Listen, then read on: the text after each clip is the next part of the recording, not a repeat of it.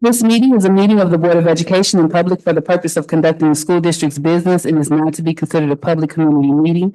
This meeting is an in-person meeting held at 870 Colfax here in Benton Harbor. In addition, a live stream of this meeting is available at the following link. Questions may be submitted beforehand to Aaliyah Daruas at BHAS.org or presented in person during the public comment section as indicated in the agenda. Board members may be contacted through the emails listed below. Requests for special assistance, including for persons with disabilities, may be sent to Aaliyah Daruas at BHAS.org. I call this meeting to order officially at 6:08 p.m. We'll begin by reciting the Pledge of Allegiance. I pledge allegiance to the flag of the United States of America and to the republic for which it stands, one nation, under God, indivisible, with liberty and justice for all. Secretary Triplett, can you please call the roll? President Robinson. Present. President Bowens. Secretary Triplett, President. Treasurer Gavin. Present. Trustee Racket Martin. Present. Trustee Doyle. Present. Trustee Bradley. Present. Madam President, a quorum has been established. Awesome. And I don't know if, did I hit my gavel? Okay, thank you. All right, review of board norms. The Board of Education norms for Benton Harbor area schools, we will treat each other with respect. We will listen to learn. We will refrain from side conversations. We will use our time wisely, starting and ending our meetings on time. We will challenge ideas, not people. We will ask questions when in doubt.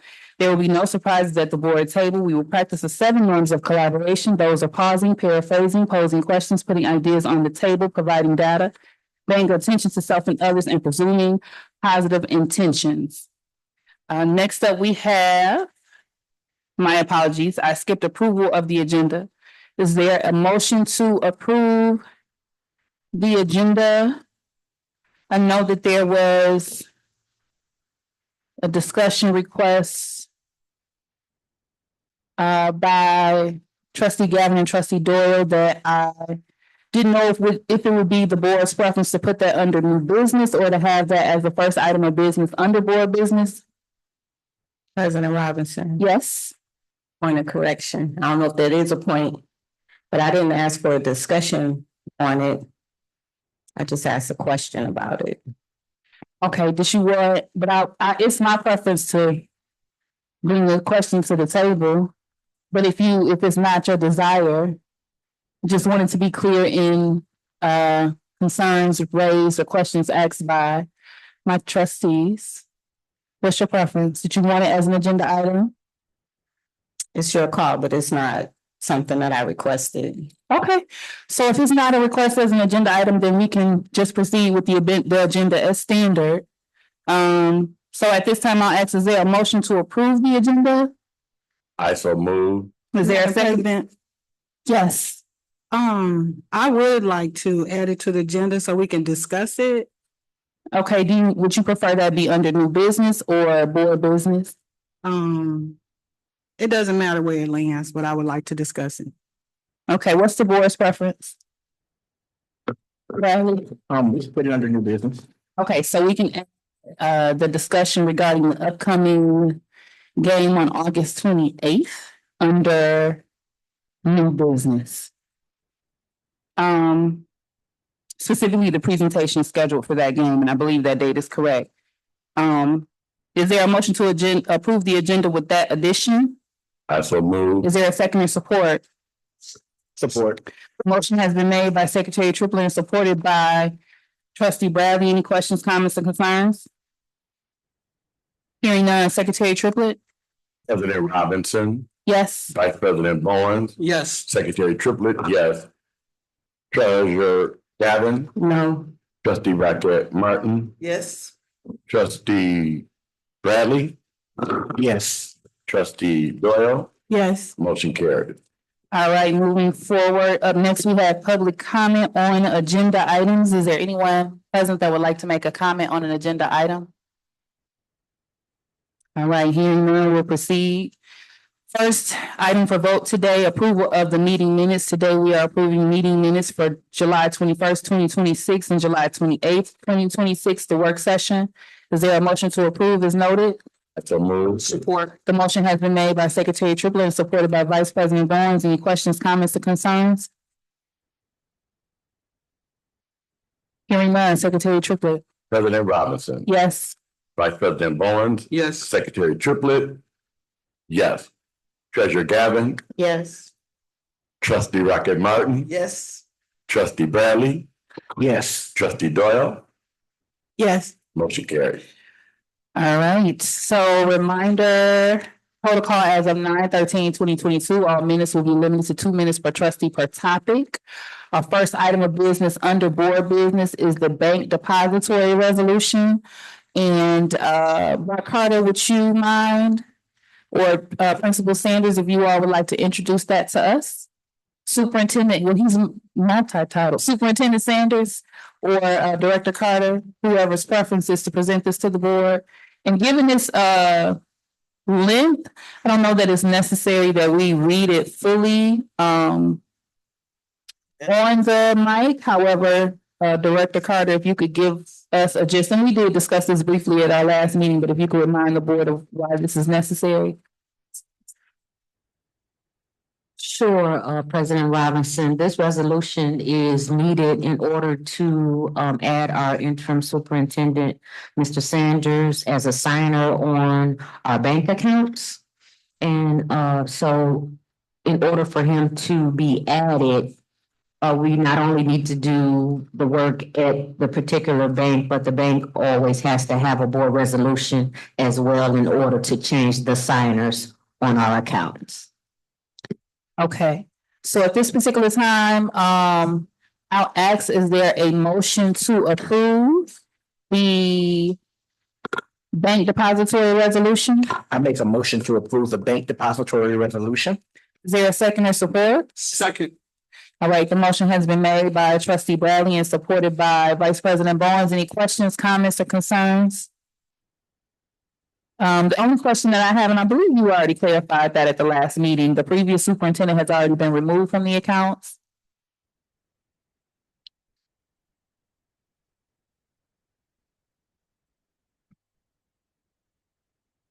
Okay, her access has been removed, but we always have to have two signers. So if we removed her, we would have had to put yourself, Madam President, on. And so to prevent from having to do two separate transactions, we're going to be replacing her with Mr. Sanders immediately tomorrow after this resolution has passed. All right, any other questions from the board? Hearing none, Secretary Triplett? President Robinson. Yes. Vice President Bowen. Yes. Secretary Triplett, yes. Treasurer Gavin. Yes. Trustee Rocket Martin. Yes. Trustee Doyle. Yes. Trustee Bradley. Yes. Motion carried. All right, up next, we have Principal Sanders. Would you like to introduce our guests for their presentation? Superintendent Sanders, would you like to, item B, would you like to introduce our guests? We will, and I'm thankful for our guests. I'd like to take this time. Yeah. Can you guys hear me? I'm sorry. I'd like to take this time to introduce, I want to make sure I'm pronouncing it right. Is it Tahir? The name of the company. Taha. I want to introduce Taha to our board meeting. Thank you for coming. We really appreciate your time. Yes, The floor is yours. thank you so much. It's a pleasure to be here once again, Madam President, esteemed board members, Superintendent Sanders. My name is Rodell Endeluz. I was here from the very beginning. Mr. Triplett, Ms. Martin, and I been acquainted in the past before. They've tasted a lot of our food, so I feel like it's been good. But anyway, during the we're entering our third year into this contract. We're really appreciative of this partnership, this collaboration. Some of the things that we do as each particular year, we want to learn something different. The things that we learn about a community, things that we are able to pivot,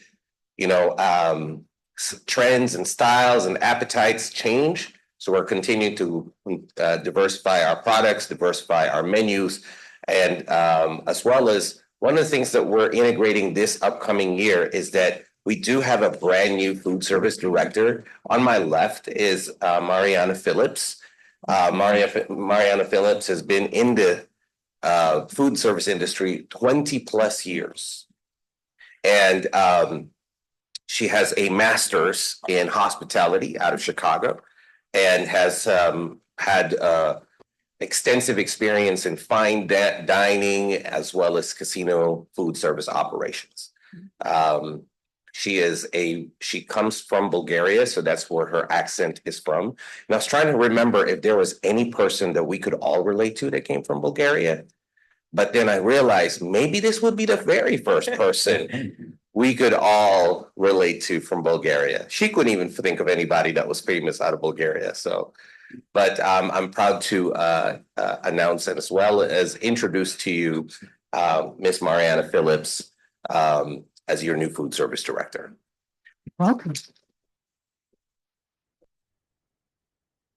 In addition, I wanted to kind of give you an update. If we could show the slide, the one that shows the participations. So over year on year, we ended up having to kind of look back at one more. Yeah. So we've kind of given you guys a snapshot at the end of May. This has been where it's been. These are state numbers that we have been able to pull off. So we are up 9% on breakfast. We went from 726 breakfasts per day to 764. Lunch is up as well, from 63% participation to 75% participation, which, by the way, has been a goal of this board from the time that you have hired Taher. So last year we achieved that on our second year. It took us some time. As well as we've been able to maintain the very same food costs year on year. So we have had a great second year, and we're looking towards our third year. One of the things that we found that I thought would be very good with regards to continuing this format is our chef visits that increase engagements. So this upcoming year, we've had 4 chef visits last year. We're going to have yet again minimum of 4 chef visits next year.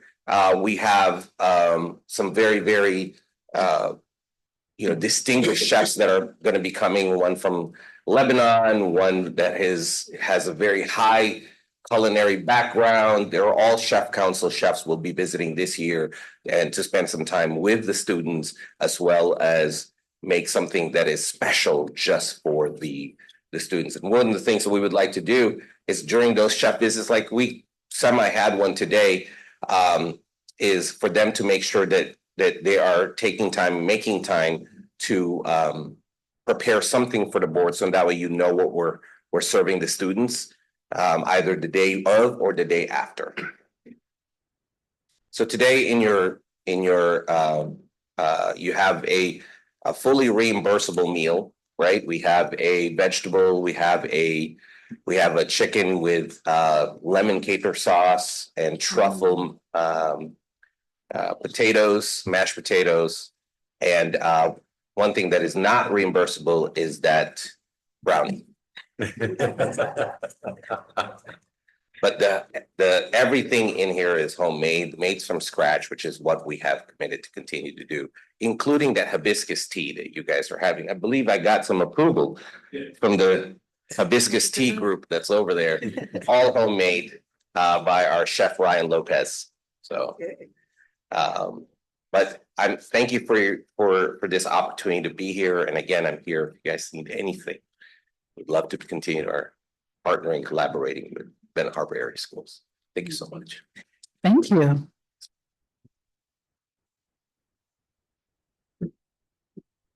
All right, so we're gonna move right along on our agenda. Up next, we have an MASB Summer Institute recap. And that was requested by Trustee Bradley. Not sure if he and Trustee Raquel Martin are collaborating or if you're gonna do it yourself. However, you have the floor and you all can determine that.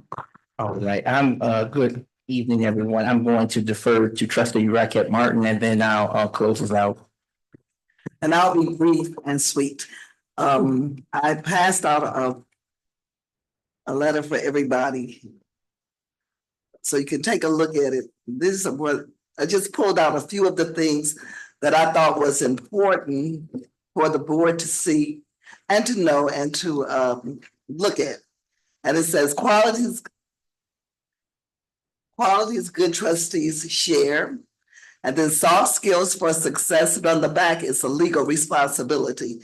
So you can take a look at it at your leisure, but these were all of the things in a class that I took in school board turnover. And these were the things that these were the topics that they talked about that promoted good school board members and success for school boards. So you can take a look at, I'm not going to read through all of it. I think you can do that yourself, but take it into consideration, especially the part about positive attitude, appreciation of diverse viewpoints, and willingness to model continuous learning. I'm a stickler on that one because we ask our teachers to continue, well, the state even asks our teachers to continually go to school. We ask our students to continually to go to school to promote continuous learning. And we even, after our kids graduate high school, we still want them to continue on. We send them to college, we send them to post-secondary places to continue their education. And so I think it is important that we model. We are the ambassadors for our school district, and we have to model for our school district what we want everybody else to do. And I think that's only fair. If it's required of them, it's required of us.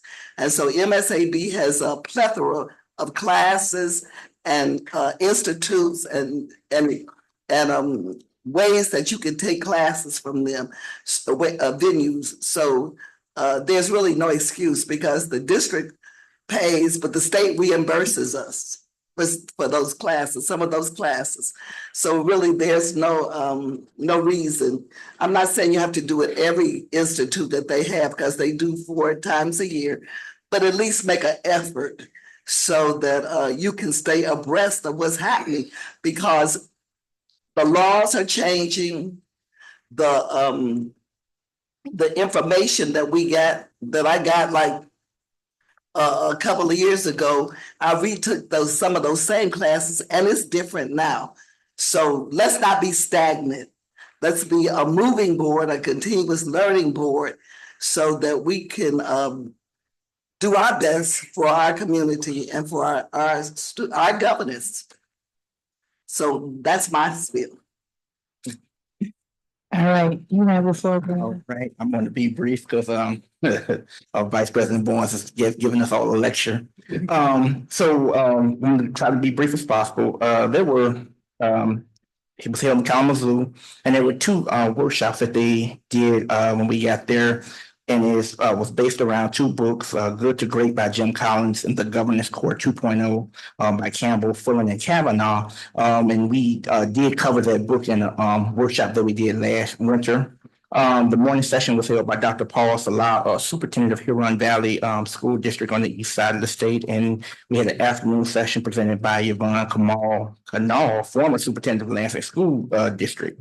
So it was a lot of takeaways. I'm gonna be real, like I said, I'm gonna go through it real quick, but you all have some handouts in the board packets that you all can take with you and kind of study on and look at and read. One of the things from the morning session was working as a united front, board members collaborating and making sure that student achievement is at the forefront of all our decisions, motivating the community and protecting the image of a district, avoiding the doom loop. And that's in one of the handouts there. And that's one thing that was something that really caught my eye, that doom loop. And you'll see that handout in your packets as well. And that's something that really is telling and that we should try to avoid. We also covered Liz Wiseman's multiplier effect of a multiplier board posture of a diminisher board. That's another handout in there to take a look at it. The 4 stair steps of district success, culture and climate, tier 1 core model, data points, MTSS, and RICH. And each step, you have to take each step one at a time. In the second session, we discussed the governance core, coherence, how we're thinking about our decisions, strategic planning, a governance culture behavior as a board member, understand the complexity and not direct the complexity, and not picking our heels judiciously. Because the next hill, no matter what side you fall on, you may need 3 votes. So working together as a group. I attended some CBA courses, CBA 304, Empowering Education, CBA 375, Board Leadership, a Case Study Approach, and 361, Grassroots Advocacy. Awesome instructors. I just maybe give one key point and from each one. 304 touched on some of the stuff from our morning session, discussed 21st century skills and how we empower our students here coming up. The importance of critical thinking. One board member said this in our class: critical thinking is foundational to education. And another one was the killer bees and critical C's. But not is the critical C's are not comfortable, it helps us towards student achievement. And I listed those there. Accountability, what you say as a board matters. That was one thing as well. And another one was dysfunctional boards have an immediate impact of the progress of a school district. A high functioning board has long-term impact on their district. Grassroots advocacy, that class was taught by Brenda Pilgrim. She's the Assistant Director of Government Affairs for the State School Board Association. There was a lot of dialogue, and we had a lot of discussion. The art of persuading for something you're fighting for. Board members have influence, and we are closer to our constituents than some of the higher elected officials. So that was one good thing. No is not bad. If you get a no, have a plan B, and do not limit yourself because of no. And building coalition, who and what groups to bring to the table. And CBA 375 was just a class full of discussion, and we broke off into groups. Whether it was actually, we didn't break off the groups. We actually had the whole class, and we had maybe like 3 or 4 case studies, and it was different situations, and we different school board members from across the state, and they basically were, giving out ideas. Some of them even had some of the similar things to that, and so we could get ideas and glean ideas from that. And so the other thing I want to plug is the annual leadership conference is coming up October 15th through the 18th. I do have a list of classes, and I just want to echo what my fellow colleague said, Trustee Raquette Martin. Take the classes. Some of the classes are reimbursable by the state. So if take those, they do offer them virtually. And when you do go to the conferences, it's a good time. It's amazing. When every time you go, you see familiar faces, and if you go so much, they know who you are. And seriously, and so as soon as we stepped off the escalator, everybody from the ASB was speaking to me and Trustee Raquette Martin, and we were able to catch up. They were asking how things were going, and definitely was a good time. Good to see some people. So I'm done. That goes out my report. All right, thank you. Are there any questions from the board? Madam President, I do want to say that I think that it's very critical, it's very important that we do make an asserted effort and as a collective to attend some of the institute. A lot of information is given. It also gives us an opportunity to see that we're not the only board of education that's going through the things that we're going through in this district. As a matter of fact, our president can attest to this, that many of the things that we do, we're kind of like leading some of the work there. You can't see it down here because it's so chaotic. And I think people is very comfortable in operating in chaos, but if you stay focused and understand exactly what it is that we're supposed to do in our roles and responsibilities. So the Michigan Association of School Boards does not tell districts what they are to do, but it gives suggestions. And you have an opportunity to meet with colleagues, president, there's a president session. So school districts from all over the state, presidents of boards of education are there. There are some sections. Hopefully, Mr. Sanders will be able to go this fall, because there are superintendents that are a part of this. So it's really, really good. So hopefully if we could look at the fall one and try to get all of us registered to go. I think our vice president went, up to Traverse City. To the one in Traverse City, and it was really, it was good. So, and I think all of us have been there, basically, majority of us, if not all of us, are certified. At least at level 1, some of us are at level 3 at different levels, but what have you, our trustee Bradley. I saw an advertisement, and he was a part of the Michigan Association of School Boards. He was part of that advertisement. And being a trustee, our treasurer Gavin has represented us as a delegate. So we got a strong board, and we just need to continue to grow. So thank you for this information. And I'm looking forward to upcoming institute. Thank you. I would like to also thank our trustees for attending on our behalf. The institutes and the workshops are for individual board development, but it also contributes to the board as a whole.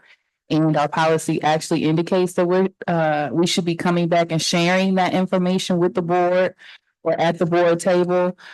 So I would ask that our trustees are patient with these presentations because we are doing what a good board does and sharing the good work that has been learned at those conferences. So thank you to you both.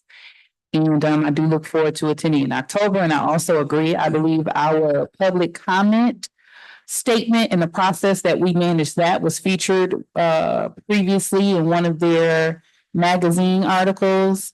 And then, if I'm not mistaken, our board norms, the fact that we review our board norms at every meeting is something that has been mentioned in classrooms as an option. So we definitely lead the way, regardless of what the press may want you to think. So thank you for that point made, Bradley. And I was gonna say, to your point, they did structure a whole class around us doing our board norms.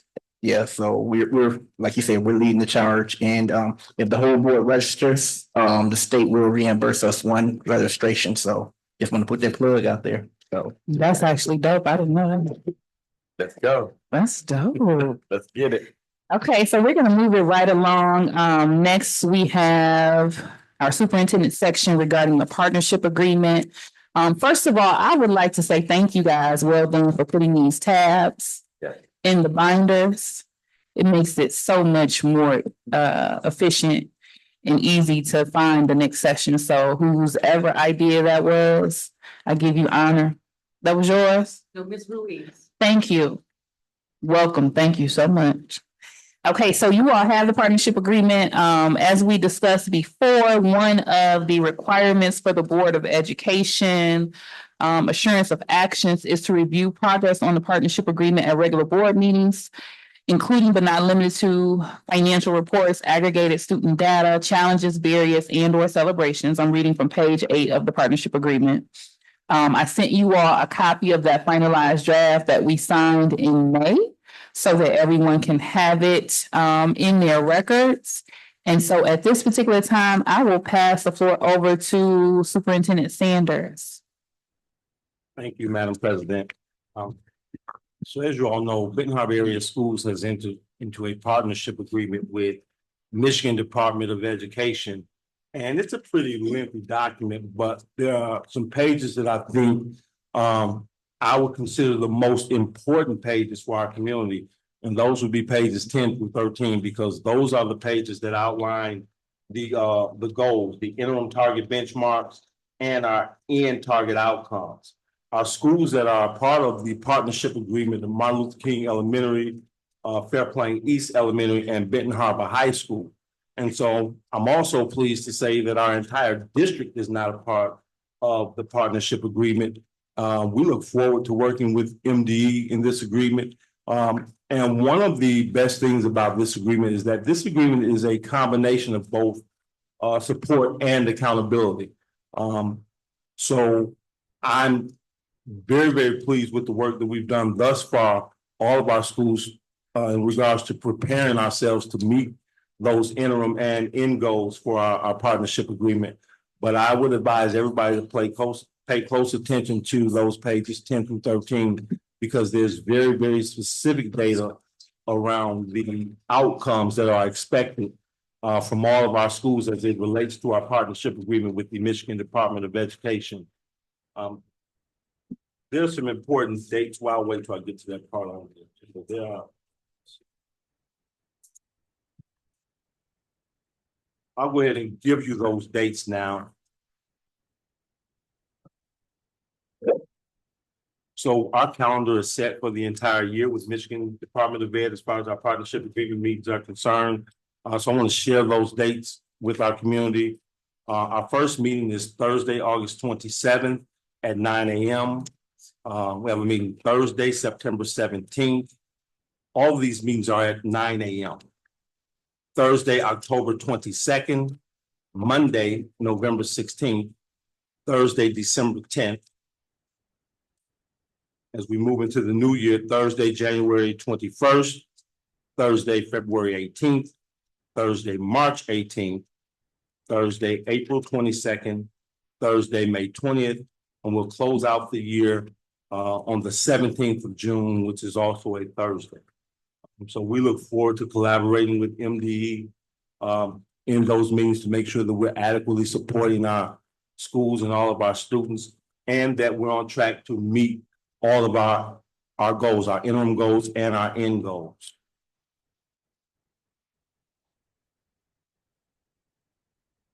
And while he's moving to his next session, just want to make sure the board knows that they are, you are able and actually desired at those meetings, as long as we don't have a quorum. A lot of times the time being that it's a work day at 9 a.m., it may not always work for me. So if you all are interested, there's a certain date that you plan to attend, please make sure you let Superintendent Sanders know so we can just ensure that we don't have a quorum present or too many of us there.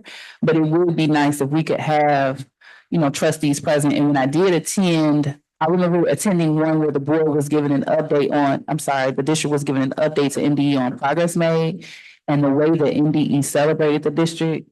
I was a proud president in that moment. So it was really amazing to be present and see the great work that the district is doing from the lens of the state. So I'll allow you to continue.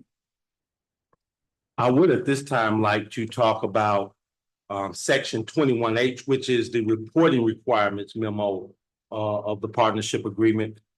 On July 20th, 2026, Partnership District received a grant award notification via Nexus for section 21H funds for fiscal year 26 and received their allocation for their July state aid payment via the state aid management system.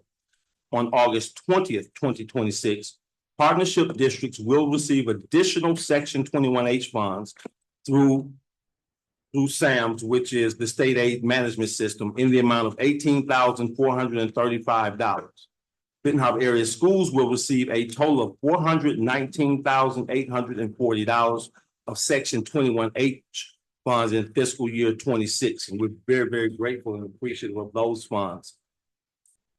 Partnership districts are required to provide documentation to MDE on the implementation, utilization, and expenditure of section 21H funds throughout the life of the partnership agreement, with final report due dates at the end of the partnership agreement. Required documentation consists of the following two items: implementation and effectiveness date.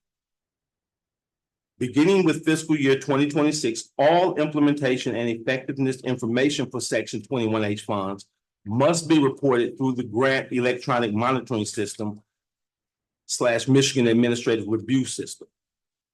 There are two very important dates that relate to this, and those dates are the last Friday of January of 2027 and the last Friday of July in 2027. Funds received in fiscal years 25 and earlier. Districts that receive funds for fiscal year 2025 and earlier must continue to use the implementation and effectiveness worksheets for those years. We will use the worksheets to update our implementation status and the utilization of those funds. There are two important dates with that as well, and they are the same as the aforementioned dates. The last Friday of January of 2027, the last Friday of July of 2027. And then the last part of this that I think is important is the budget to actual report. District's accounting system generates a budget to actual report detailing the actual expenditure of funds for the entire school year in a PDF format. Districts must submit a budget to actual report for these funds by Friday, July 30th, 2027. Subsequent budget to actual reports must be submitted annually by the last business day of July. And I think the other part is the partnership district comprehensive guide of tier support. It's a pretty lengthy document, but it outlines the support that we receive from MDE as we work through the school year to meet those interim and in-year goals. I had an opportunity to last year be a part of several of those meetings with MDE and our partners at Berry and Risa, so I'm really familiar with that process. I'm really excited about where we are in that process, and I think when you get a chance to look at those pages that I mentioned earlier, pages 10 through 13, you'll see that, yeah, we have some really rigorous goals that we're working toward, but at the same time, we're really excited and confident that we will meet and exceed those goals this year. So I will say to our community, stay tuned. All right, thank you. Any questions or comments from the board at this time? Madam President, You have the floor. my question is, and I know probably your age bracket and Trustee Bradley, we probably all were in the same generation. Years ago, you would get a newsletter and it would list the honor roll and everything.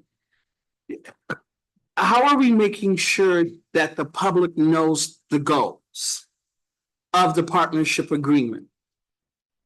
Like, we're publishing it, I know it's on the website, but how do we make sure that we are communicating this to each parent besides social media?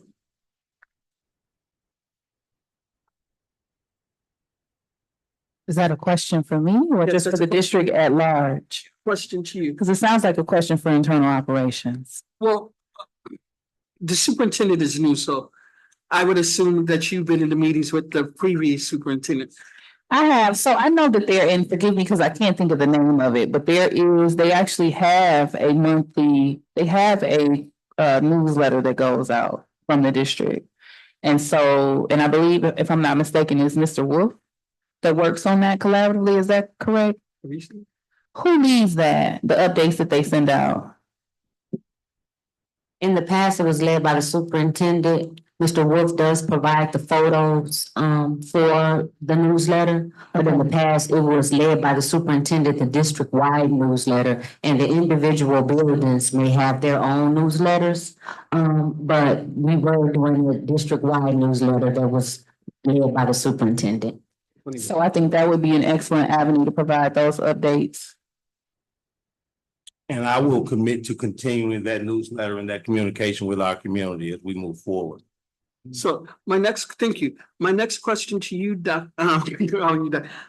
Sanders, is, do you have full confidence that this partnership agreement that was signed by the previous superintendent, do you have the confidence that you can lead us out of this? I do. Okay. Thank you. Madam President, You have the floor. just a quick question, where do those partnership meetings take place? Are they here locally or are they up in Lansing? No, all of these meetings take place here at central office in our conference. Okay, thank you. Any other questions from the board? Yes, so Mr. Sanders, you gave a list of, I'm not superintendent Sanders, you gave us a list of the date for the year for the partnership agreement. Is there any, I didn't see that in here listed, but is there any way that we could get some type of notice, like maybe a week or so out, some kind of way that the board could be notified, so then we can identify which board members would be available, so we can let you know too who's coming. Absolutely. Ms. Williams, would you make a note of that for me, please? Thank you. All right, any other questions from the board? All right, hearing none, we'll continue with teaching and learning today. You will continue to have the floor, and I just want to say, I'm looking forward to you having a full cabinet so that you don't have to present most of this. But you have the floor to present Amplify CKLA K through 5. So Amplify CKLA is our curriculum for our K-5 literacy supports. The district received a 6-year proposal from Amplify for adoption of CKLA Literacy K-5 core program. Amplify Core Knowledge Language Arts is the original science of reading program, a proven research-based reading curriculum that has transformed literacy instruction for grades K-5. This package also provides $59,100 in professional development to support the implementation and the coaching, so that our teachers receive the necessary support to implement this curriculum with fidelity. The total cost is $209,118.56, which includes $191,852 in program and professional development resources, plus an additional $17,266.56 for shipping, with more than $109,416 in supplemental materials provided at no additional charge. The funding source for this is our 35M and 21H grants. And the strategic plan reference, Benton Harbor area schools will increase student achievement as measured on local, state, and national assessments. And the recommended action is that the Benton Harbor area school Board of Education vote to approve the purchase of CKLA K-5 Tier 1 package from Amplify as a total cost of $209,118.56. Okay, so is there a motion to approve staff report T1? I make a motion to approve staff report T1. Is there a second or support? I support. All right, the motion has been made by trustee Bradley and supported by trustee Rocket Martin. I'll open the floor for questions, comments, or concerns from the board. You have the floor, Secretary Triplett. Mr. Sanders, what is your feelings and your thoughts about Amplify? Was this here before you came? Can you give us some information on your thoughts about this?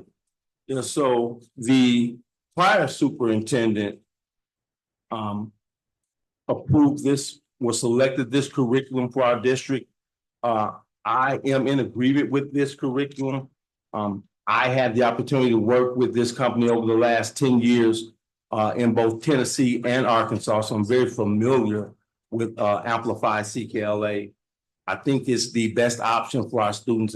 As I mentioned before, it's rooted in the science of reading, which is very important for our children in the lower grades. And so I think it's one of the best elementary curriculums for literacy that I've seen in recent years. And so I'm very, very happy to implement this curriculum. I'm glad that we adopted this, that we chose this curriculum for adoption. So to speak to your question, Secretary, my experience with Amplify is that those supports for kids who are struggling readers, those supports for kids who need both phonemic support, phonics and phonemic awareness, all that's embedded in Amplify. And so I was ecstatic when I walked in the office, all the Amplify boxes on the table, because for me, it was not a new curriculum that I would have to learn, but it was one that I could immediately hit the ground running to add support and support our principals and our teachers as they implement this curriculum. So I'm very excited about it. We'll consider it. I've got a question. You have the floor. How is this delivered to our staff? Is it virtual or in person? How is it going to be delivered? So we purchased the additional support. So Amplify will come in and support our teachers throughout the year. They will also be a part of our back to school professional development the week of the 24th. So our teachers will get their first introduction to Amplify in our professional development week, but that will be continued support throughout the year. Okay. One more question. And you said it's grant funded, so it doesn't really come out of our general fund? Yes, 35M and 21H. Okay, I'm sorry, I just want to make sure everyone knows I'm not off task. Or anything. I was looking for the newsletter that I knew existed. It's the Tiger Beat News that Wolf started, and yeah, that's what I was thinking of. And I was sitting here thinking like, I know I'm not crazy. I'm getting an online newsletter. Griffin did like, was it a chat? She did a Something like district-wide one. that. Okay. Yeah, yeah, but that one you're speaking of is just for the high school only. Thank you so very much. Okay, any other questions pertaining to staff report T1? You have the floor. Superintendent Sanders, can you repeat the name of our new director of academics? So our director of academics is Dr. Malcolm Jones. Dr. Malcolm Jones, okay. And Dr. Could- Jones will be joining us on the 17th. Okay, could you speak to his, you mentioned it to me, but I think it's important for the community to know as well. Can you speak to his experience around this particular program? Absolutely. That's a great question. I appreciate it. Dr. Jones has worked with Amplify CKLA, I would say, for as long as I have. We were both a part of the adoption in Forest City, Arkansas School District when the board adopted it for that school district. And so we were part of the rollout, we were part of the support. And so during that time, Dr. Jones was the assistant superintendent in the district. And so we supported collaboratively those teachers in terms of classroom observations, helping them as they roll the curriculum out, looking at the lessons, making sure that those teachers understood and had a high capacity to deliver those lessons. And so I would say I have a lot of confidence that Dr. Jones is, really familiar. This is one that he won't have to hit the ground running and say, hey, what are you guys doing in Michigan? I'm coming from a new place. I have to wrap my mind around this curriculum. This one fell in our lap. We're both very familiar with it. Okay, last question. That's good to hear. This is in alignment with Michigan State standards. After this, nobody will say we don't have curriculum. We will have all the things. Is that correct? That is, and, one of the things that we'll be talking about a lot, especially this week of the 17th to the 21st, when we bring our teachers back, is that shifting our thinking around curriculum. I think in the past, a lot of our teachers have had the mindset that we teach curriculum, and we do not. We teach standards, and we use curriculum to do that. And I think that Amplify provides the rigor and the alignment to those standards that allow us to do that at a high level. Thank you. All right, any other questions from the board? You have the floor. So this is a 6-year program then, basically for 6 years, or is this a year-by-year program? No, so what we purchased was the 6-year support, and the reason I landed on that decision is because I think, for 1 year, the cost was about $104,000. But for 6 years, I think we got it, and you can give me the exact number, I think it was, like $174,000, something like that. But because of my familiarity with the program, I didn't see a need to cost the district additional money to test it out. I already know what it is, and so I thought the cost savings to go ahead and opt into the 6-year, which we were going to do anyway. After the first year, seeing, okay, we like this curriculum, it's good, it works for our teachers, our students are learning, we're seeing student achievement increase. And so now we have an additional cost that we could have taken care of in the front end. And I understand why they do that. If you're not familiar with it, you do want to test it out. You do want to see before you make that long-term commitment. But I was very comfortable making the long-term commitment and at the same time being able to benefit from those savings of the long-term commitment. Thank you. All right, if there's no other questions, Secretary Triplett, please call the roll for staff report T1. President Robinson. Yes. Vice President Bowens. Come back to me. Secretary Triplett, yes. Treasurer Gavin. Yes. Trustee Rocket Martin. Yes. Trustee Bradley. Yes. Trustee Doyle. Yes. Vice President Bowens. Yes. Motion carried. All right, up next, student devices for the Benton Harbor High School staff report T1. This is gonna be fun. I'm sorry, T2. T2, so this report details the purchase of 450 new MacBooks from Apple Incorporated Education for the high school students to enhance teaching, expand learning opportunities, encourage creativity, and prepare students for success in higher education, the workforce, military service, and lifelong learning. By providing MacBooks, the district ensures equitable access to learning resources, promotes academic achievement, and supports student engagement in a structured, technology-dependent learning environment. I just want to say that I had a chance to experience some of the issues that our students had with the devices at the high school this year. While we're training teachers to present students with much more rigorous tasks than they've probably seen in the past, I think the MacBooks give our kids an opportunity to be able to do all of those things that are required of them. And because I think it's a much better device, I think it's what our kids deserve. I believe our kids deserve the best. I think that this is the best tool for our kids. We're beyond the days of textbooks. So we don't issue textbooks to our students anymore, but we still require them to do a lot. The expectations are high. And there were some limitations to the Chromebooks in terms of what we're asking students to do.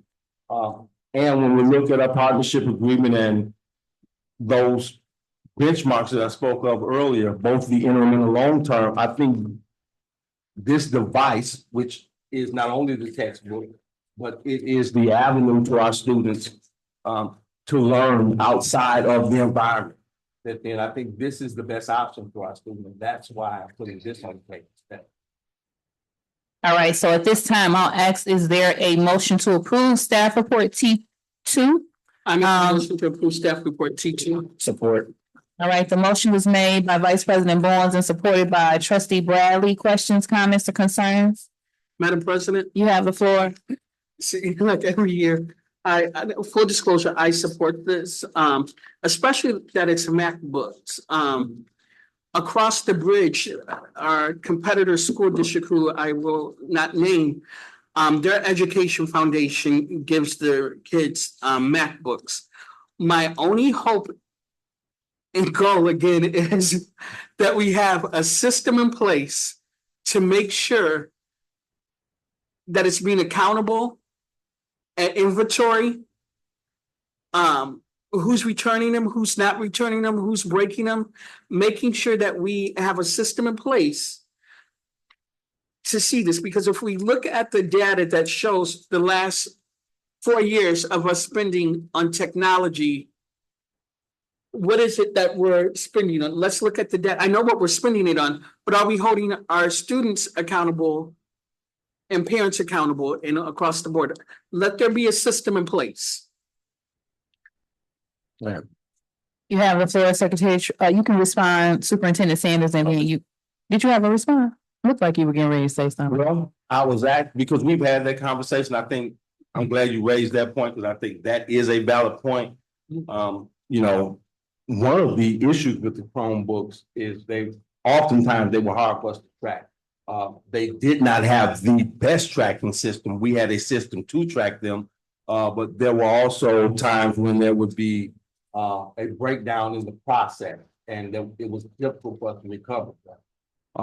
I'm going to ask Director Dash to speak to that, but also I do want to say that by us purchasing MacBooks and going to a new computer system for the high school, that does mean that those systems that we do have, that we formerly use, we are now able to share those systems with Fairplain Junior High students so that those students have additional devices. So when a device breaks down, we'll have, an additional 250 that we can send from the high school down to our lower schools. And so that was also one of the benefits. I'm sorry, I'm not talking to the mic. That's also one of the benefits, but I would like Director Dash to speak briefly about the tracking system and the benefit of MacBooks for that purpose.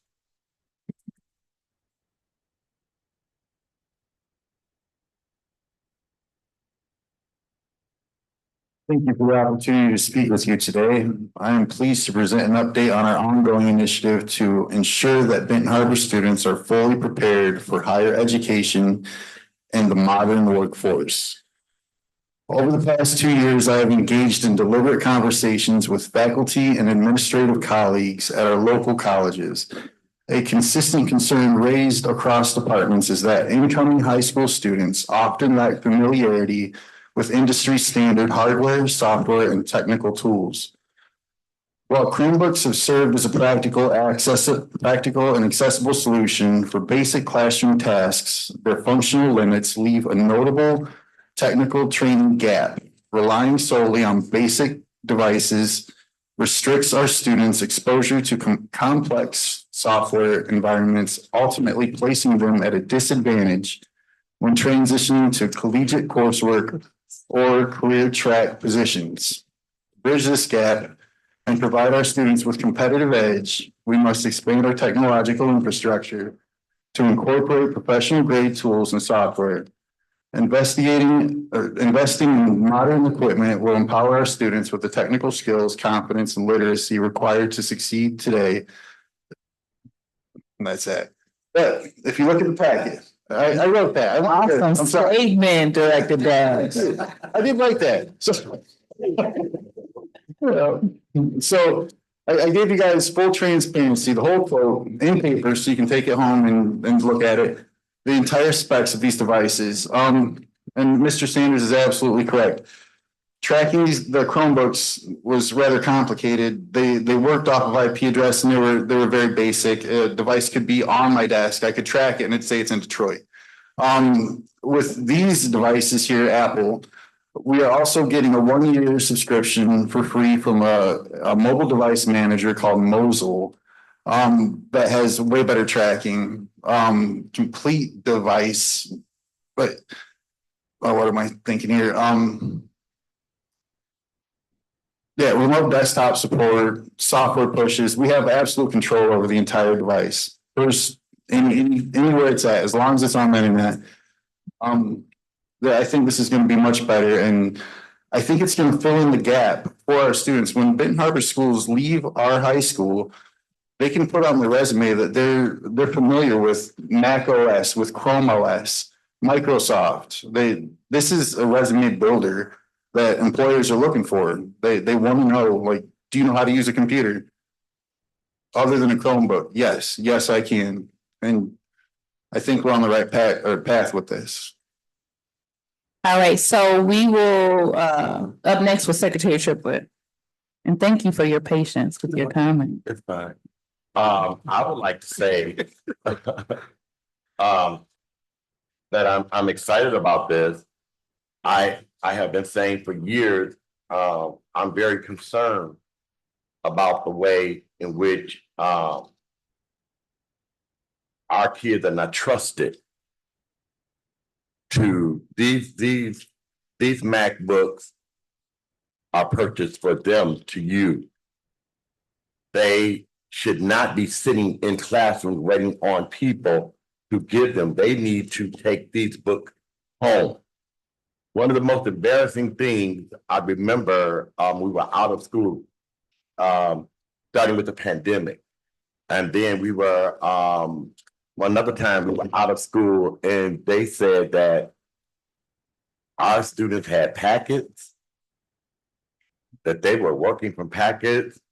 And once these MacBooks are issued to these students starting 9th grade, 10th grade, 11th grade, but when they come into the high school, when they get their MacBook, that should be their MacBook for 4 years until we replace those MacBooks. There should be things on there that if they say something inappropriate, it should be alerts that go to administration. You know, they might be typing a rap song that says, "I'm gonna kill a so and so, so and so." It should be an alert to let us know, let you know that okay, this is being said. Somebody said they were going to commit suicide, or somebody was doing a bomb. You know, it should be those systems in place, but those books are there, and they keep that same one for 4 years.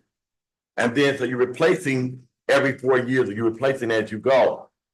Also, with the Chromebook from the middle school, and you have these Chromebooks here. Those same things should happen for middle schoolers. That should be their Chromebook for 3 years. That they're in 6th, 7th, and 8th grade. The additional book, the additional Chromebook, each classroom could possibly have a set of what is called loaner. So when students lose their Chromebook and they come to school and they don't have their Chromebook, each classroom have 5 loaners that they can use while they're in the class. They're not missing any instruction. So I'm just excited about it. I remember talking to a teacher, and it was like, oh, we ain't letting these kids take no Chromebook home. They got this in their house, and we ain't doing it. And that's not right. These are theirs. We got this money. The only reason we got this money is for them. We have to teach them how to be responsible. Just like we got our books that were issued to us, we carried our books and we turned our books. They shouldn't have to turn those in every year until they graduate. And that's their exit on the way out. That's because their thing they do in the summer is there. You know, so I hope that is the system that you all will have in place for our students. Once they're issued, that's their Chromebook until they graduate. Secretary Triplett, I agree with you 100%. I'm glad you raised that point. That is indeed our plan. Our students will be required to take those MacBooks home because I think it's important that our students have homework. I think it's important that our students at the high school level conduct research. I think in the summer, it's important that our students have summer reading lists across content areas. And that's not possible for them to complete that or, you know, to even attempt to do it if we don't provide the resource. Now, you know, in a perfect world, and this is something that Director Dash and I have said, I actually would love for the seniors to take their MacBooks to college. If a student can demonstrate to us that they've been accepted to a college, I would love to give those MacBooks to those students because many of our students might not have the resources to get a MacBook for college. I know my daughter's going to college in 2 weeks, and we just bought her a new MacBook because she had a MacBook from her high school. To your point, Secretary Triplett, from the 9th grade, she kept it to the end of her senior year. She turned it in, and now she has one to go to college. But I think we all should agree our kids deserve the best, and we should expect the best. You know, we've said over and over again the last couple of weeks, one of our priorities is high expectations. And if you really have high expectations for our kids and our families, then we will demonstrate that in our actions. And so I'm really excited for the students of Ben Harbor High School. I'm happy for our families. I hope our parents, and I know that our parents will appreciate this. And I'm just happy that our kids are going to have, you know, the best resources necessary to achieve these goals.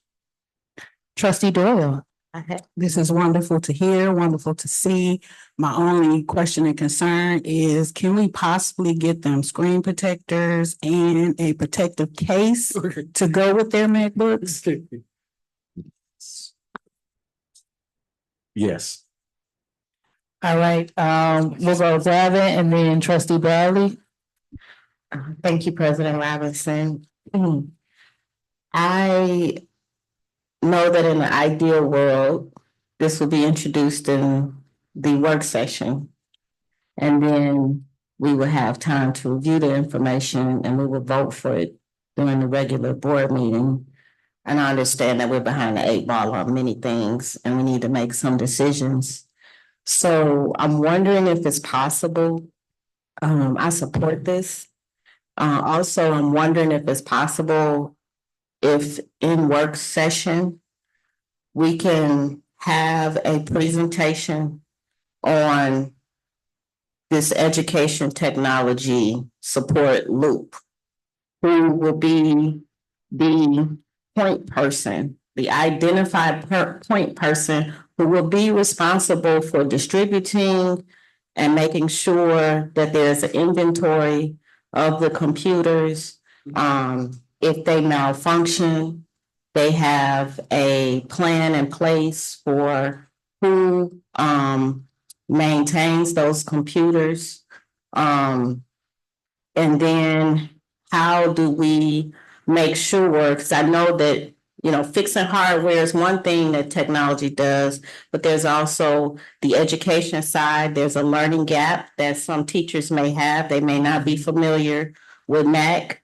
And one thing, you know, when I was teaching computers, I just thought kids, when I first started doing it, I'm like, kids know computers. No, they don't, right? Like, so like them learning the basics, just like the rollout plan for it. There was a time when we had a class in which those students learned how to fix the computers when they were broken. So like those are the questions that come up for me that I think like the process of it, the rollout, the upkeep, the maintenance, if it's possible, and who is the responsible person who has this on their radar is their responsibility.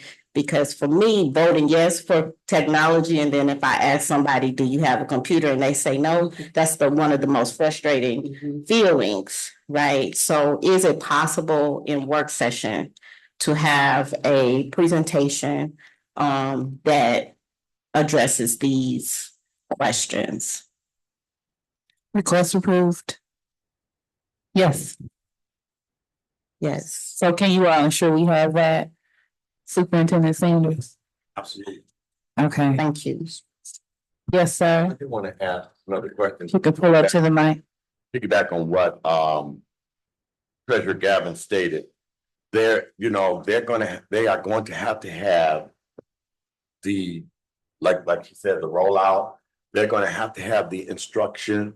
They're going to have to know how to use this instrument from the teachers and the students. Not only are these things, not only with these computers are also used to communicate to students, class events, activities, upcoming things, all kinds of things are added to these computers for them to study SAT. You know, all of these things are things you really, really use these because that's how they connect to school. And so I'm glad, like you said, that they will be in their possession and they will have them. And I'm just looking forward to seeing the growth that we're going to make in that area. All right. What kind of name did I see? You didn't know it was Bradley now. I think Mr. Bradley is. I do see, I'm excited about this when they came across, the agenda. I was like, oh, okay, that's good. That's what's up. I wanted, wish we had this back when I was in school. Cause, I remember a certain school district, they had them and they had the different ones. I was like, where's ours at? But anyway, I did have a question. I see it says the funding source is sinking fund. So you all double checked. Okay, good. And then the other thing is, I know when I ask that question, go ahead. Oh, could we get added language on here for screen protectors in the bags and this staff report so that we don't have to revisit that? So you're requesting an amendment to the current staff report to add the protection for the devices? Yeah. So, My only concern with that is that I don't know if we have a price point for it. okay. And we wouldn't have to put that on the staff report. The staff report is specifically because the purchase of this product directly from one vendor source is over the limit for the superintendent to approve. So that's the only reason why we have to put it on the staff report. And I'm just estimating the price of screen protectors and cases won't exceed that, and it'll probably be from a different vendor. So we won't have to put it on the same staff report. Madam President. You have One more question. I would love for that protective coverage coverage to say Benton Harbor High School or Benton Harbor area schools or something like that. Let's get it or something like that. That's an amazing idea. Yeah. I think that's an amazing idea. Custom ones, huh? Yeah, we'll definitely see what we can find. All right, Director Dash. You guys are all kind of stealing my thunder. Because all the way from that end of the table to this end of the table, I'm already working on that stuff. We have engravers. We're definitely engraving the devices. We have plans that we're working on of how they're going to be distributed, who's going to be in charge of it. If you look at the little pamphlet I gave you guys, that actually shows in there that we're buying Apple Care 2. Each device has 4 years of Apple Care with 2 accidental breaks. The average Apple Care support of hardware and software. So if the keyboard just goes out on its own, or the screen just goes out on its own, or the software starts getting goofy, it's free for the kid. But a physical accidental break, they get 2. Screens and screen protectors and cases already on it. Right now, what is going on is we need to get these approved because I've been talking to Apple over the last 2 weeks. They don't have a lead time for me. They said order the devices. We'll find out how long it takes for them to get to you. So we got to get this as soon as possible because I'm anticipating about 4 weeks, up to 6. Our screen, the cases, the screen protectors, those would be quicker. And also they might be underneath the threshold for Superintendent Sanders.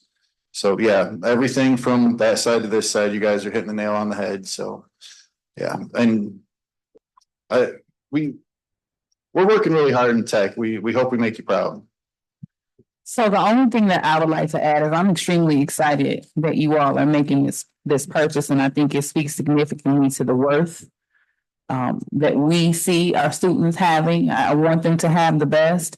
And we had standard Dells and things like that. And when we were coming up, we didn't have them in school with personal computers, but I went to college. When I started my master's was the first time I ever attempted to use a Mac, and I didn't know what I was doing. And I gave up, and it's now my daughter's Mac. So I think I just gave it a try. So I'm excited that our students will have a head start on learning that technology. Yes, and we're going to be adding to our webpage, or we've been kind of secretly in the background building a little tech page. It's not published yet, but it will be soon. We're going to be putting up some videos about some basic stuff.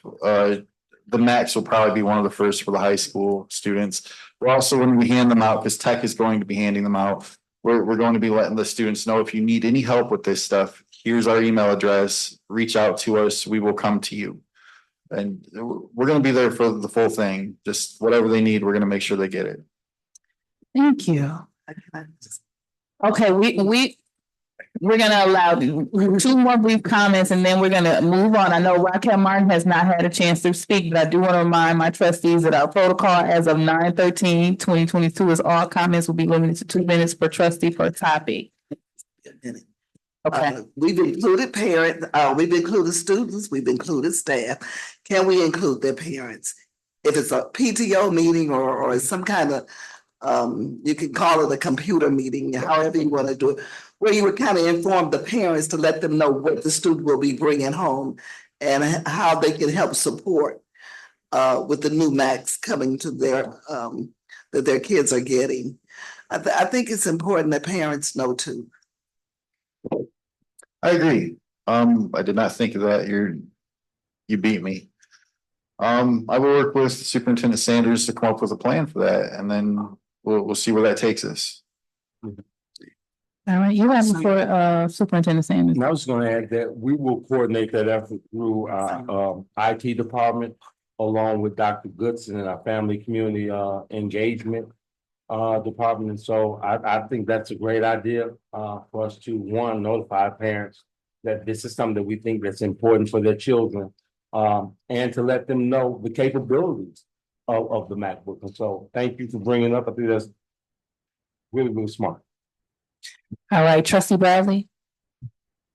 Was gonna say, trustee, Vice President Vaughn kept on asking, can the, board get, some math books too? I don't want it. I don't can't. I don't know how to use it. I'm still Android in that. All right, Secretary Trimble, can you please call the vote? President Robinson, Yes. Vice President Bowen, Yes. Secretary Triplett, yes. Treasurer Gavin, Yes. Trustee Rocket Martin, Yes. Trustee Bradley, Absolutely, yes. Trustee Doyle, Yes. motion carried. All right, next up, we have staff report T3 concerning is it empowered or empowered ed? Empowered Ed. Okay, you have the floor. So Empowered Ed Consulting proposes a customized 5-day professional development institute designed to strengthen instructional practice, deepen content expertise, build collaborative capacity, and equip educators with practical tools for immediate classroom implementation.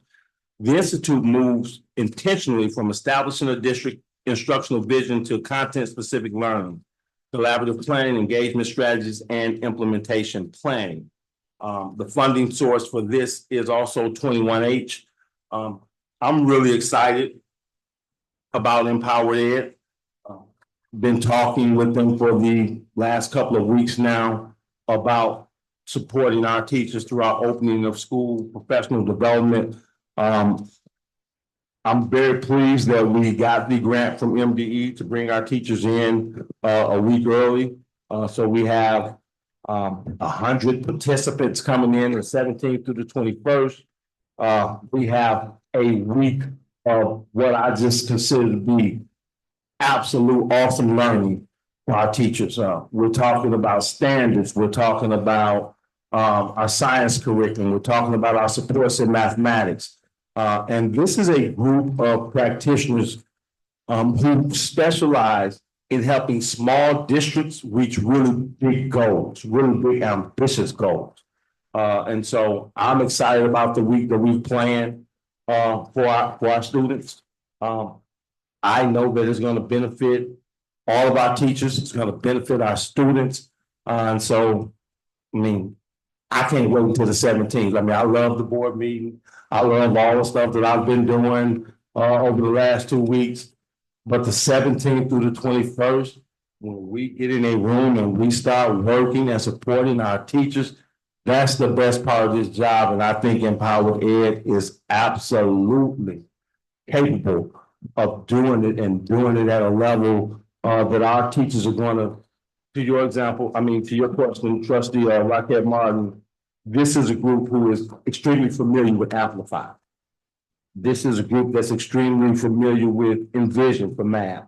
And so, you know, they know the curriculums that we're implementing this year. A lot of these practitioners from Empowered Ed are the same individuals who work at the National Standards Institute for the United States Department of Education. And so as we make our push, our paradigm shift from we teach standards and not curriculum, but we use curriculum to do it. I think this group has a deep understanding of both of those concepts. And I'm really excited. And so, you know, any questions about Empowered Ed, I'm happy to talk about it. Did you read through, can you read through your staff report for me, please?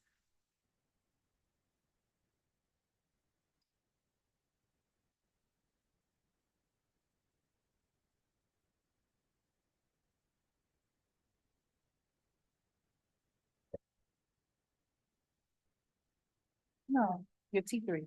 You read it? Oh, I'm sorry. Okay. Is there a motion to approve staff report T3?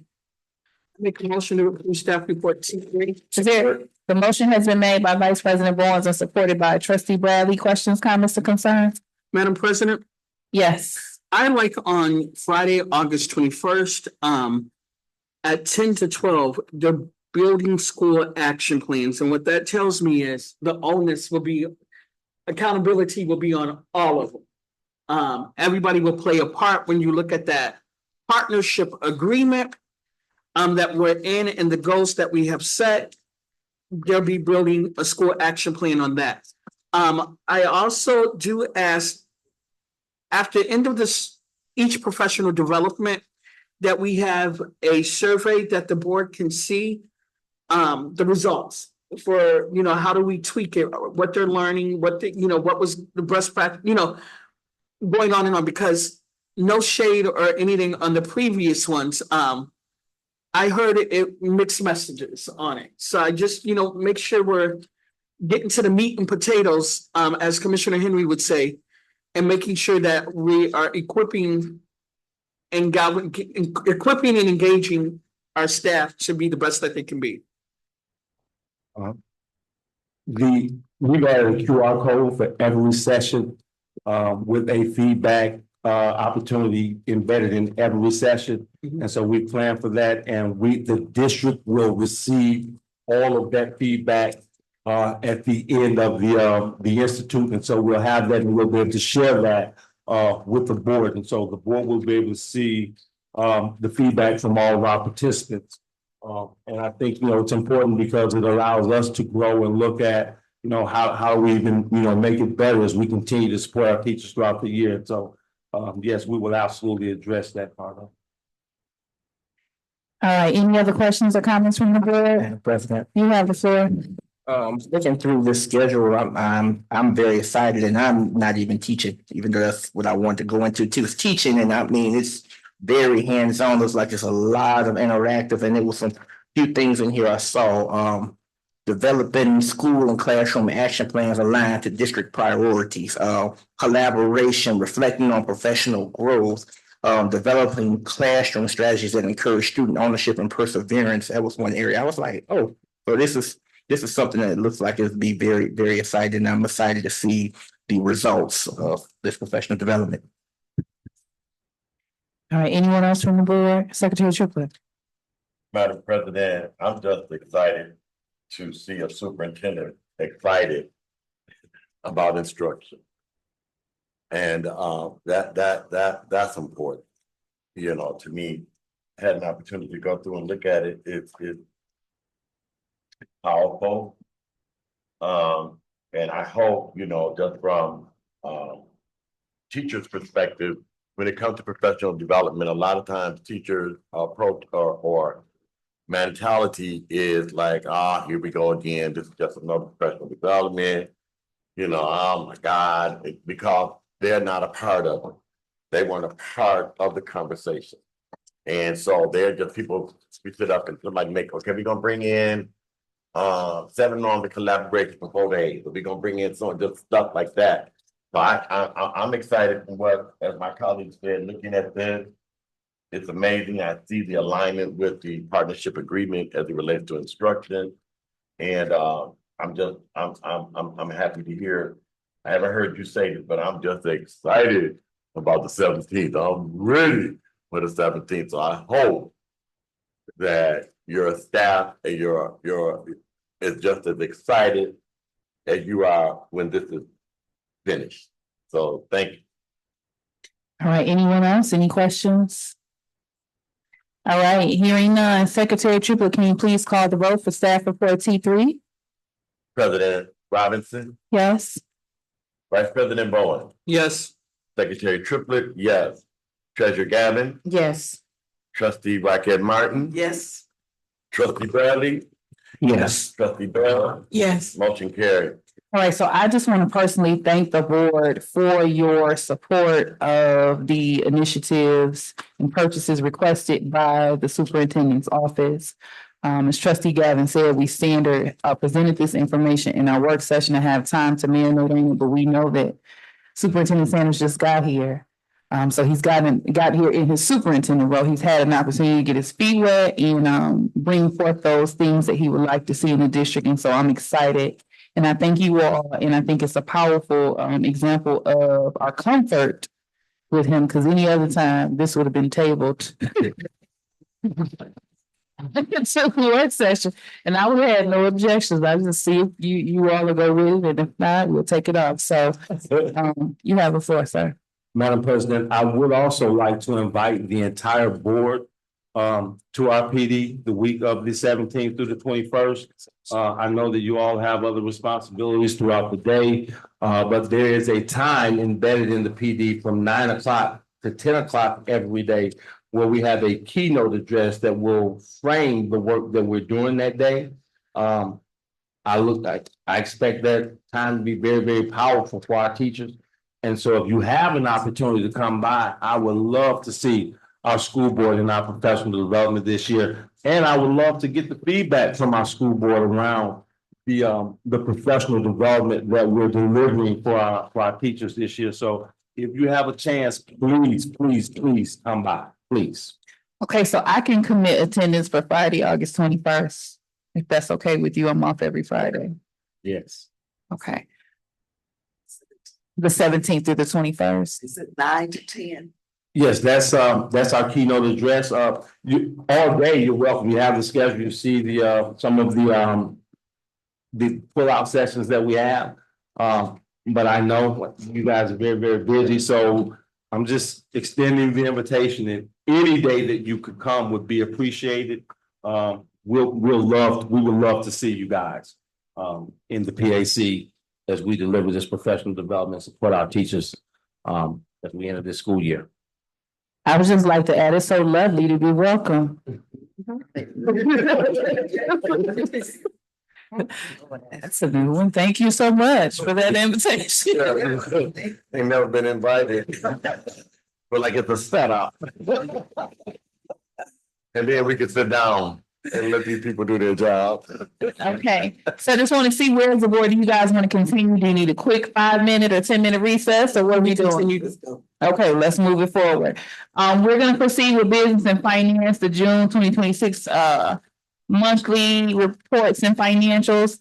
And I believe, Brock Carter, you had an opportunity to present this at the work session, correct? Yes, I'll just be presenting the staff report. All right, you have the floor to do so. Thank you. And I also want to add, during the PD week, we also have breakfast from 8 to 9.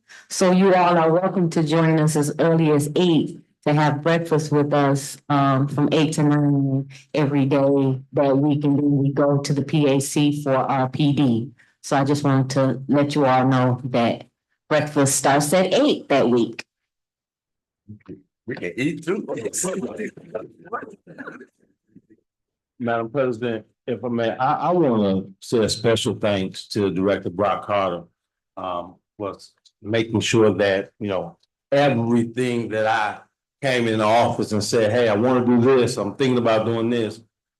I mean, she is absolutely fabulous in finding the money and making sure that we're fiscally responsible in the way that we do those things. So I really want to thank Director Brock Carter for helping us fund this in a way that that's really smart and really efficient. So thank you so much for the work that you put into this.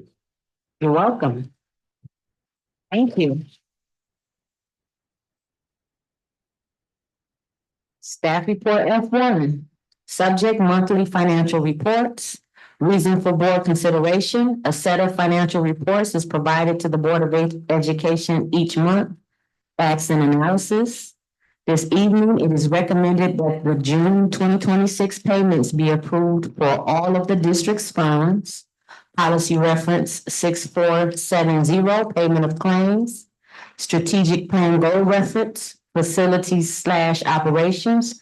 Benton Harbor area schools will develop, implement, and evaluate a fiscally responsible plan that will ensure physical and psychological safety. Recommended action that the Board of Education approve the June 1st through June 30th, 2026 payments for the following funds. General Fund, $1,470,585.37. Food Service Fund, $138,821.78. Sinking Fund, $160,000 for a total of $1,769,407.15. Is there a motion to approve staff report F1? Support. The motion has been made by Secretary Triplett and supported by Trustee Bradley. Any questions, comments, or concerns? You have the floor, Trustee Doyle. I think I stated this before. I'm just really not in support of the $160,000 that we paid for our blacktop because it was supposed to have been a gift, and we should not have had to spend that money, even though I'm grateful and the community is loving it. I just feel that it was a gift and we shouldn't have had to pay that money. Thank you. There's no other questions or comments. Secretary Triplett, call the vote to staff report F1. President Robinson. Yes. Vice President Bowen. Yes. Secretary Triplett, yes. Treasurer Gavin. Yes. Trustee Rocket Martin. Yes. Trustee Bradley. Yes. Trustee Doyle. No, Motion carried. All right, up next is facilities. I asked Superintendent Sanders just to give us a brief update on where they are with preparing for the upcoming school year as it relates to our facilities. So you have the floor. So the first update is that Mr. Trudell, who is our new facilities director, will join us on the 18th. He had to give his 2-week notice to his employer at his current job. And so I'm really excited about having our facilities director join us in the next week. I hope that when you drove into the Circle Drive today, you noticed that we've put a little work into our grounds. We're continuing to do that. I'm pleased with the work thus far. We're working right now with 2 companies. One is working just completely with the high school because it's, we have a lot of acreage and we have a lot of work that we have to do. And we're committed to making sure that not only when we open the doors for our students, but when we have our back to school fair on the 13th, that our school looks absolutely marvelous. We've done a lot of work. I hope you see that, we put our mulch down. I hope you can tell by the smile on my face that I'm happy about this. We're planting flowers. Our grass is cut. And we also have crews working at all of our other schools so that we're able to do this at the same time and not hold anybody up. And so we're doing, the best we absolutely can to make sure that our schools match what we say. When you drive through, you should see high expectations. When you drive through, you should know that this is a place that's getting ready to receive students. I'm pleased that if you look all the way to the right, as far as you can see, we can see the fence line, y'all. We can see the fence line. We're able to remove those trees. We'll be continuing that work throughout this week. We've scheduled work not only for the front, the rec center, what we call now the teen center. Our football team will have a facility that they can be proud to play on the 28th. I do remember when our fans used to stand on Empire and watch our games through the gate. Now you can't do that because the grass is so high you can't see the field. But I guarantee you on the 28th of this month, if that stadium is full and you can't get in, you will be able to see that game from Empire because we will have that yellow stuff. And so right now I'm a little bit of facilities, a little bit of academic program, and I hear you, Trustee Gavin. I'm wearing a lot of hats. So I hear you when you made those concerns, and trust me, I'm tired at night, but I'm doing it all of the energy that I have. And I'm very pleased that I know that there's a team on the way. And I want to thank everybody here because this has been all hands on deck. We have a lot of people right now in our district who are doing things outside of their job description. And they're doing it for kids. They're doing it for our community. And so that's what this is about. And so we work hard.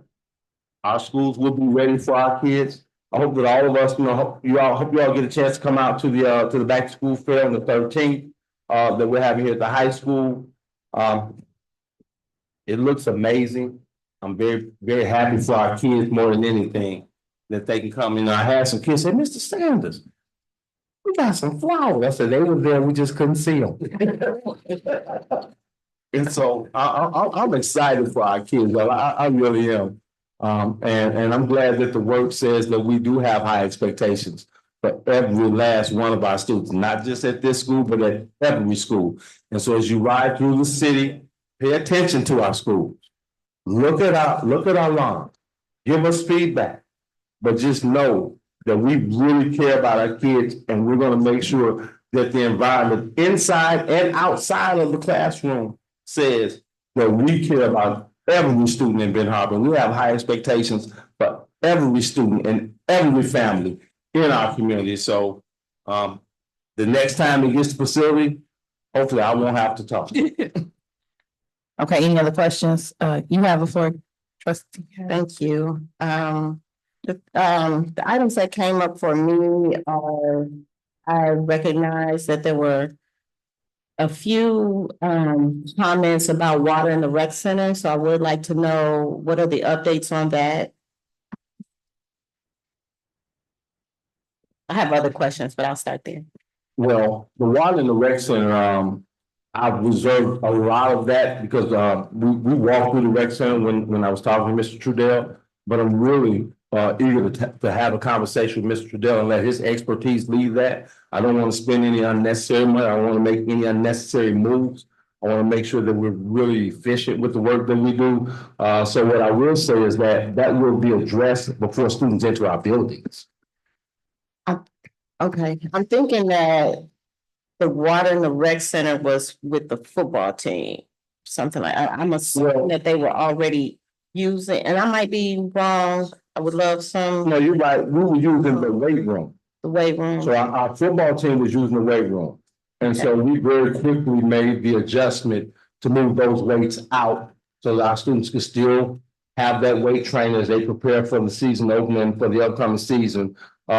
But at the same time, we didn't want to put our students in harm's way. And so that was just some extra work that we had to do, but it did not stop the progress of Coach Cuba and the team. Is it possible to get feedback from Coach Trooper Burton? I'm sorry, Mr. Burton, about that?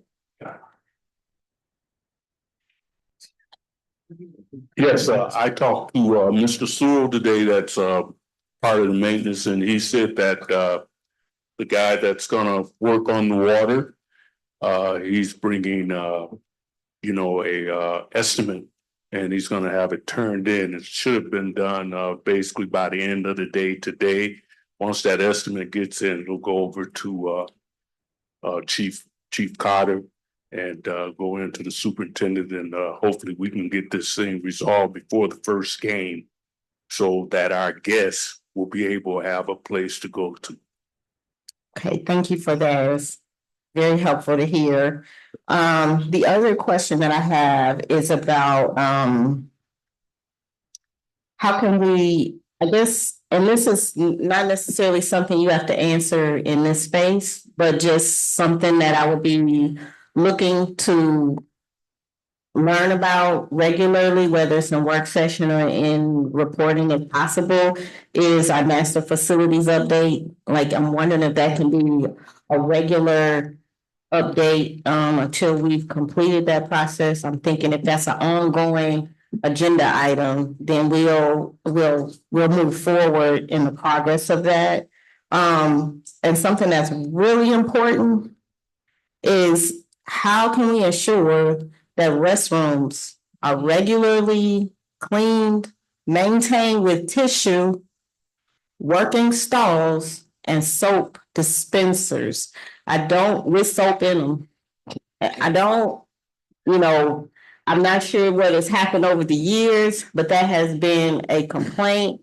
And I feel like running water. I feel like, with our budget, with us being in the space that we have, if that's not something that is a priority, that tells our children that they're not valuable, it invalidates them. And so for me, regardless of what happens with the politics, I think that somehow whoever is in charge of facilities needs to know that that is a priority, and it would be really good to have something in place so that if students have a complaint or concern or need something facility-wise, that they're able to access a help ticket or something as well. Those are I have a lot of facility concerns, but I believe that like those are the things that I think would be helpful as a bare minimum for us. Trustee Gavin, first of all, I agree with you that that should be the bare minimum. I look forward to the day when we don't even have to have a conversation about our restroom. If that's been a issue of the past, that's something that I don't foresee being the issue for us. I think we've hired people who have high expectations, people who have, the capacity to do their job, again, at a very high level. But I don't think that we will in the future be addressing hand sanitizer, tissue for our restrooms. I think that's a basic function of professionalism. And so if we've lacked that in the past, I can assure you that that's something that I will address. That's something that I will require. I appreciate that. And how do you feel about the master facilities plan being an ongoing agenda item for updates? I agree to that. I think it's smart. I think we have to maintain our facilities. I mean, these are assets, and we have to do a better job of making sure that we're taking care of the assets that we have. So I have no objection to that whatsoever. Thank you. All right, Vice President Barnes. Madam President, Minnie Rippleton has this song Back Down Memory Lane, and on Saturday, me and Secretary Triplett went to Boynton Montessori. We went to Gifted and Talented, Yeah, Northwest. Fairplain Northwest, and Fairplain West. Fairplain West. And it was amazed because you could think about what Benton Harbor was then and what it is now and what it can be. But it was also telling that, some of those windows and stuff that we pay staff to make sure, to cut the grass and inspect, you had school buildings with windows just busted out. We had school buildings where you could walk right in.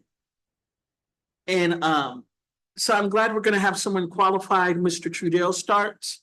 But it also talked about, the property value. Mr. Triplett was like, some of the stuff affects the property value. So on my way to work this morning, and I seen those big not pickup trucks, but the trucks out there. I said, what the heck are they doing? And I had to do a 360 turnaround. And then when we came up here, all I could tell Mr. Sanders was, I see there's no weeds in the sidewalks. And the sad part is that we have to compliment that. And it should be a no-brainer. It should be an expectation. So I'm just excited on the direction, and that we are going to be showing more love and more care for our facilities in our building. The way we do that, and when we start showing that, it also shows our students and our community that we care. So I'm excited about where we're going with this. All right, so thank you for the update. We'll move right along to staff report FAC 1 regarding the MHSAA resolution for 2026-2027. I wasn't sure if you were presenting that or Director Muhammad. I'm going to ask Director Muhammad to speak to that. Welcome to the Board of Education meeting as a director. It's nice to see you finally at the table. Thank you, Madam President, Board of Trustees, Superintendent. This particular item, I'll just read some of it. It says the Michigan High School Athletic Association is a voluntary nonprofit corporation comprised of public, private, and parochial junior high, middle, and senior high schools whose Board of Education governing bodies have voluntarily applied for and received membership for and on behalf of their secondary schools. The association sponsors statewide tournaments and makes eligibility rules with respect to participation in such Michigan High School Athletic Association sponsored tournaments in the various sports. Each Board of Education governing body that wishes to host or participate in such meets and tournaments must join the MHSAA and agree to abide by and enforce the MHSAA rules, regulations, and qualifications concerning eligibility, game, rules, and tournament policies, procedures, and schedules. It is a condition for participation in any MHSAA postseason tournaments that high schools adhere to at least the minimum standards of regulation, and the maximum limitations of regulation 2 in all MHSAA tournament sports. To obtain membership, it is necessary for the Board of Education governing body to adopt the following resolution for its junior high, middle, and senior high schools. This resolution must be formally ratified by the Board of Education governing body and properly signed. Please return one signed copy for our files and retain one copy for your files. Resolutions that are modified in any way or are supplemented with letters placing additional conditions on MHSAA membership or tournament participation shall be rejected. So this is brought before you because our membership is due for renewal. All right, awesome. And will you be presenting and reading the staff report as well? Do you have a copy of that? FAC 1? I do not, Madam President. Okay, Superintendent Sanders, can you present that for him?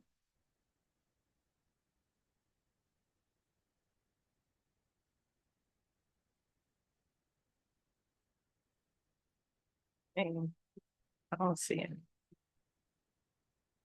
I don't see the staff report. I got it. I had to pull it while I could see it. I can't read it from the page. This.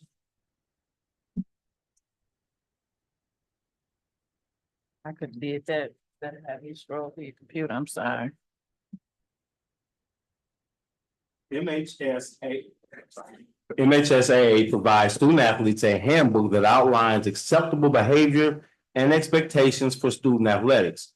Each school that participates in MHSAA sponsored program is required to adopt this resolution. The resolution states that Benton Harbor area schools will abide by all rules, regulations, and guidelines outlined in the handbook for the 2026-27 school year. This resolution is to be approved for the school year ending on July 31st, 2027. Policy reference 2431, interscholastic athletics. Benton Harbor area schools will develop, implement, and evaluate a fiscally responsible plan that will ensure physical and psychological safety. It is the recommended action that the Benton Harbor Area Schools Board of Education vote to approve the resolution of the MHSAA as presented for the school year 26-27. All right, is there a motion to approve FAC 1? Madam President, I make a motion to approve the staff report FAC 1. The motion was made by Vice President Bowens. Was that Trustee Doyle? Yes. With the support. Any questions, comments, or concerns? Hearing none. Secretary Triplett, can you please call the vote? President Robinson. Yes. Vice President Bowens. Yes. Secretary Triplett, yes. Treasurer Gavin. Yes. Trustee Rocket Martin. Yes. Trustee Bradley. Yes. Trustee Doyle. Yes. Motion carried. All right. Thank you, Superintendent Sanders, for your efforts in each of those sections this evening. We will now pass the floor to Director Dorsey for Human Resources.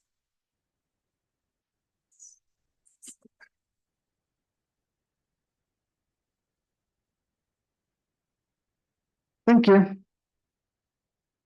We have creation of staff positions. Date August 11, 2026. Submitting for consideration to approve the creation of the following position. Assistant Athletic Director is attached. Facts and analysis. The Assistant Athletic Director is essential for the Benton Harbor area schools to build a sustainable athletic pipeline and assist in managing daily operations. This role will develop feeder programs, streamline event logistics, and ensure equitable access and academic support for our students, transforming athletics into a vital tool for success in our district. Policy reference 3111 and 4111 creating a position. Benton Harbor area schools will recruit, hire, develop, and retain the best staff to improve student outcomes. The new position, again, Assistant Athletic Director, General Fund, effective tomorrow.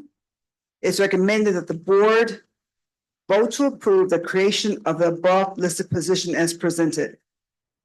Okay, and then Director Dorsey, I just have a quick question for you because I didn't see it noted in the job summary. Is this a full-time or part-time position? So this position will support the athletic director. They'll also work in the district, so it's a stipend position. Okay. Oh, stipend. Okay, so I'll ask if there's approval for staff report H1, and then we'll go into our questions and comments. Madam President, make a motion to approve staff report. Support. The motion has been made by Vice President Bowens and supported by Trustee Bradley, and then I believe Gavin may have had a question or a comment. Or if there's anyone else that has a comment. I do have questions, thank you. What is the salary or stipend for this position? The salary depends on the position they're hired to do in the district. The stipend is $15,000 and they can coach a sport. You said the salary, it depends on what? On what position they work in the district. So it won't be a standalone position. They'll work someplace else. But the thinking is we need to build capacity in case we lose the athletic director in years to come. So we have someone trained equally to help carry our district forward and not start from square one like we have in the past. Okay, so we have a director, athletics director. That position is part-time or full-time? It'll be a part-time position. They're working in the high school. No, the athletic director position It's is a part-time part-time. position. They're working in the high school. So Okay, Ms. Muhammad works in the high school and he's the athletic director. gotcha. Okay, and the athletic director's position is nearly identical to the assistant athletic director's position? They'll be supporting, the assistant will support the athletic director. I guess my question is, what's the distinction? Like, what's the difference? The athletic director has an assistant, right? Yes, Has for lack of a better word, like a secretary, or did we get rid of that position? not anymore. Administrative assistant. So he doesn't have that because we need to build capacity in that position. So the difference is the AD makes $25,000 in their stipend and the assistant would make, if approved, $15,000 in their position. So there is no administrative assistant in that supporting the athletic director anymore. There would not be. Is that position eliminated? Because there used to be an administrative, for several years, there was an administrative assistant in that position that worked full-time. That is correct. Okay, so that's one thing that kind of stands out for me, that position has been eliminated structurally. Yeah, I'll leave it at that and I'll yield to the rest of the board. So I have a question. I know that when we asked about the clarification regarding the athletic director position, the athletic director piece is a stipend or part-time, but the merger of both positions is eligible for full-time benefits though, right? Like the combination of the two? Yes, that both have 4 benefits. Okay. Assistant and the director, yes. And so currently Director Muhammad does not have, just to make sure I'm understanding, he does not have someone who's there during the business day consistently to answer those phones and provide that support? I'm understanding that correctly? You are. Okay. You have the floor, Secretary Tribune. I'm very concerned. I've heard my colleagues say this as well. In our strategic plan, our mission, and our statement, there are 3 A's: academic, the arts, and athletic. To diminish this role to a part-time role, I know there's probably like another role and what have you. That I think, I don't know what has to happen, but I think that office should be structured. We need an athletic director. We need an administrative assistant in that office to handle this stuff all day. Athletic director positions are full work. I don't know when he would be able to do all the things, especially rebuilding an athletic program. I think that needs to be revisited. I think that whole structure needs to be put back the way that it was. And with the assistant athletic director, not only you say to have someone in there to assist, but they're also building the middle school program. They're also supervising the massive schedule of the athletic director, sometimes having to travel. This stuff, these athletic directors sometimes get off at 11 and 12 o'clock at night. That just doesn't make any sense. So I don't know what would have to happen. What kind of motion would have to happen? What would be appropriate? But I think that the structure of that athletic department needs to be, an administrative assistant in that office have to be the people call all day. They are doing all kinds of things. You can't. So this person is going to do a job, come in part-time athletic director, answer the phone. It don't make sense. And I just don't see it. So I don't know what would have to happen for that to happen and happen as soon as we get ready to start. So I don't know if I can get some direction on how to place this on the floor. Is it inappropriate in the midst of us already having something on the floor right now for the creation of a position? Yes, yes, we're currently in an active motion in discussion. But if so, what exactly were you saying? Enhancing the athletic director position to a full-time position? Is that the? I don't see how they can do that and not be. Mm-hmm. I work with an athletic director that gets home at 12 and 1 o'clock at night.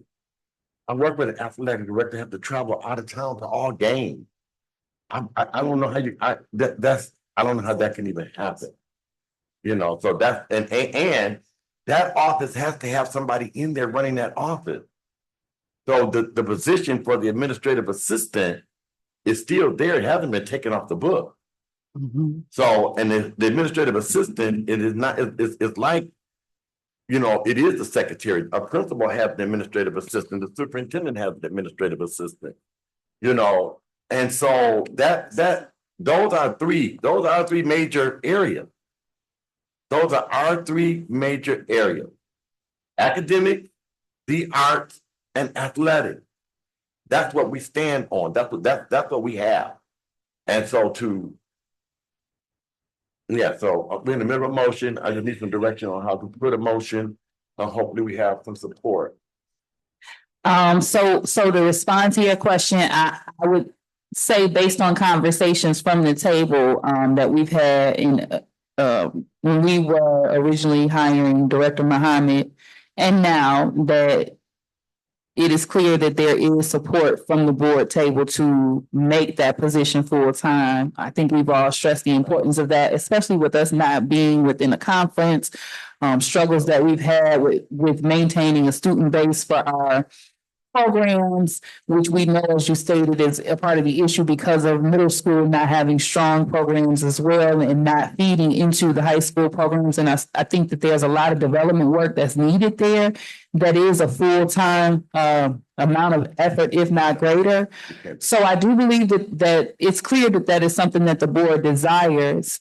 What I would ask of the board, however, I am at your liberty, is that we at minimum at least give the district an opportunity to look into what that looks like, as well as it relates to the finances, how that would alter any potential movement in Director Muhammad's current position that he's doing as well. I think it's MTSS, if I'm not mistaken. Yeah.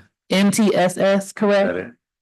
So trying to figure all of that out, and I think if we just make a blanket vote right now, we're putting them in a position where they have to be reactive versus proactive, and if we can give them an opportunity to prepare accordingly, and present that to us and allow us to bring that to the table, I'm not against at all in anticipation of a vote in the work session for this position, if that's the board's desire. All right, Trustee Bradley. I was gonna fast out, trustee right here, Martin Hand. Okay. Yeah. You have it, I would like, I'm in agreement with you that if we could just go ahead and take care of this now, this would ease some of the burden that Director Muhammad has on him now. So since he doesn't have an administrative assistant. So we can vote for this now and then in our work session, hash out all of the other things that we need to hash out concerning the other positions. That's what I'm proposing. Okay, Trustee Bradley. And I did see here, I looked at the assistant athletic director job description, and one thing that stood out to me, develop, coordinate, and oversee feeder programs in middle and elementary schools to build a sustainable pipeline of student athletes for the high school athletic program. So I can see where we would need that assistant, because in that way we have someone overseeing our lower level programs and stuff and getting those developed. And I hope that we can get a strong candidate in that position if we go with that direction tonight. Okay, so I know that we've kind of gotten sidetracked with, did you have a comment, Director Burris? One thing, yes. So the MTSS position is not a full-time position. They have release time, 2.5 hours a day to do athletic work, and the other position would as well. So it's not like they're doing MTSS all day. They'd be release time too. And in the perfect world, they will alternate. So one would take the morning to answer all the phones and to deal with the issues, other the afternoon. So that's kind of how the thinking was with that.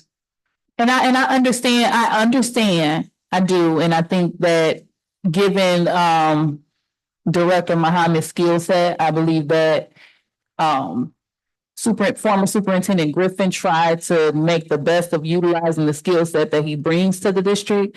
And so I do honor that and trying to make use of him as an asset to the district as much as possible. But I think what the board is clearly communicating at this time in this season is that we want that as a full-time position. So if you all could go back to the drawing board on how we can do that. And I don't want us to get too off task, because right now the discussion at hand is staff report H1 regarding the creation of the assistant athletic director position. But we're foreshadowing that that's the discussion that we want at the table for potential vote at the work session. Trustee Doyle. I know we're trying to stay on topic. I would, lost my train of thought. If you remember, I'll just get my attention. Okay. Okay, so if there's no other comments directly to the creation, I would, oh, go ahead. I got it. I'm sorry. My apologies. I'm not sorry, but my apologies. I would like to revisit why Dr. Griffin thought that it was a good idea to do that to our athletic director position. Because at one point it was full-time, am I correct? And she wanted, I think it was originally it got spliced when the former full-time athletic director, remind me of his name. It was something with a V, wasn't it? Van Hoven left. Van Hoven was full-time, but when it transitioned to interim, because the person that was selected was already an administrator, they spliced the position in. At that particular time, the board expressed concern about him having a dual role, but it was because he was in an administrative position, and so he juggled both positions, which we were not necessarily elated about, but we felt as though he would, it would be something that he was willing and excited to do. And so since that transition occurred, it's been a splice, it stayed spliced since then. But Van Hoven was full-time. Right. Vice President Barnes. So, Madam President, because the board never voted to remove that position as a full-time position, if I'm correct, technically that is still a full-time position on the books. I would say so. We never removed it. I think what's important to know is that we hired. I would prefer we do it formally in a vote because the way that we did it previously, we voted him into a splice position. And I just think it would probably be cleaner if we transition it. President Robinson, Yes, ma'am. is it possible to hear Superintendent Sanders' vision for this? I'm personally confused about Each one. this whole thing, and so I would like to know how you see these part-time positions working together to our benefit as we grow this program. Like, is this your recommendation? And if so, why should we move forward with this? So first and foremost, I am 100% in support of our athletic director position being a full-time position. To speak to your questions around the need for an assistant athletic director, for me, it's bigger than just sports. We live in a world right now of declining enrollment. And I think one of the root causes, not the only thing, but I think one of the root causes is that other districts around us who are competing districts in this world of school choice have very organized athletic programs at their middle and elementary levels. And because we do not, we often lose kids, even in the summertime, to athletic programs in other surrounding communities. And oftentimes our kids end up not only playing sports, but attending those schools in the fall. And so I think it is important that we have an assistant athletic director, because I do think that, I think we tend to think about the athletic director as the high school only. But when I think about the athletic director, I think about Benton Harbor area schools. And I think about developing athletes from our elementary program up through our senior high program. And I've seen the decline of our performance in athletic competitions because we do not develop students in the lower grades. And our kids are paying the price for that in high school. For example, we have a storied athletic program when it comes to women's basketball. Our young ladies did not have a chance to continue that because they had no training in elementary and they had no training in middle school. And so we're teaching kids how to play a game in high school in the state of Michigan, where the competition is at the highest level. And I think it's destructive to the psyche of some of our children who will go out and work and put that uniform on so that we have a team and travel across this great state of Michigan with tigers across their chest and have to suffer losses that are just uncharacteristic of Benton Harbor. And so I think it's important that we have an athletic program that's about more than Benton Harbor High School, but it's about developing the entire athlete. I think it's important that we teach our kids sportsmanship. It's not just about winning. Our kids need to learn sportsmanship in elementary. Our kids need to learn how to compete. Our kids need to learn how to lose and lose with dignity and not be devastated by a loss. But I think this happens over time. And I think we have had to take on the task at the high school level of doing all of these things and being expected to compete and losing our community support because we're not putting the product on the floor that our community is used to seeing and is used to supporting. And so I am in full support of having a full-time athletic director, and I am in full support of having an assistant athletic director who can take our athletic program down to our junior high, to our elementary schools.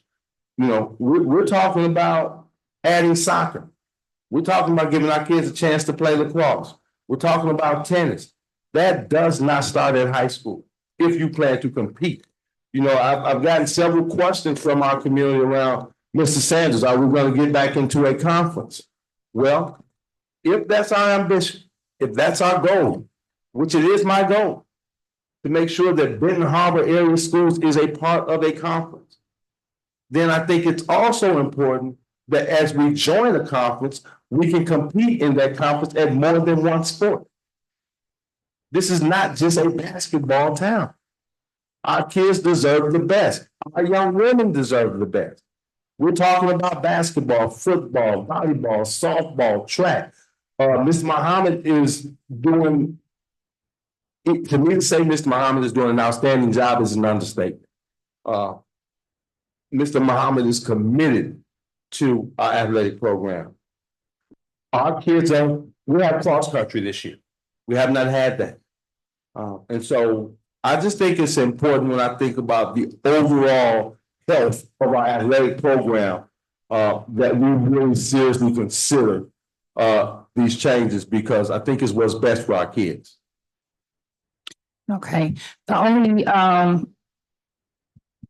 thing that I want to note is, as I said, that the board has been kind of consistent in its expressions regarding this position for the last few years, and we've also been consistent in assessing dual roles and the competence of, not necessarily competence, but the weight that it may bring as far as those particular duties and responsibilities are. And so I think this conversation is in alignment with that.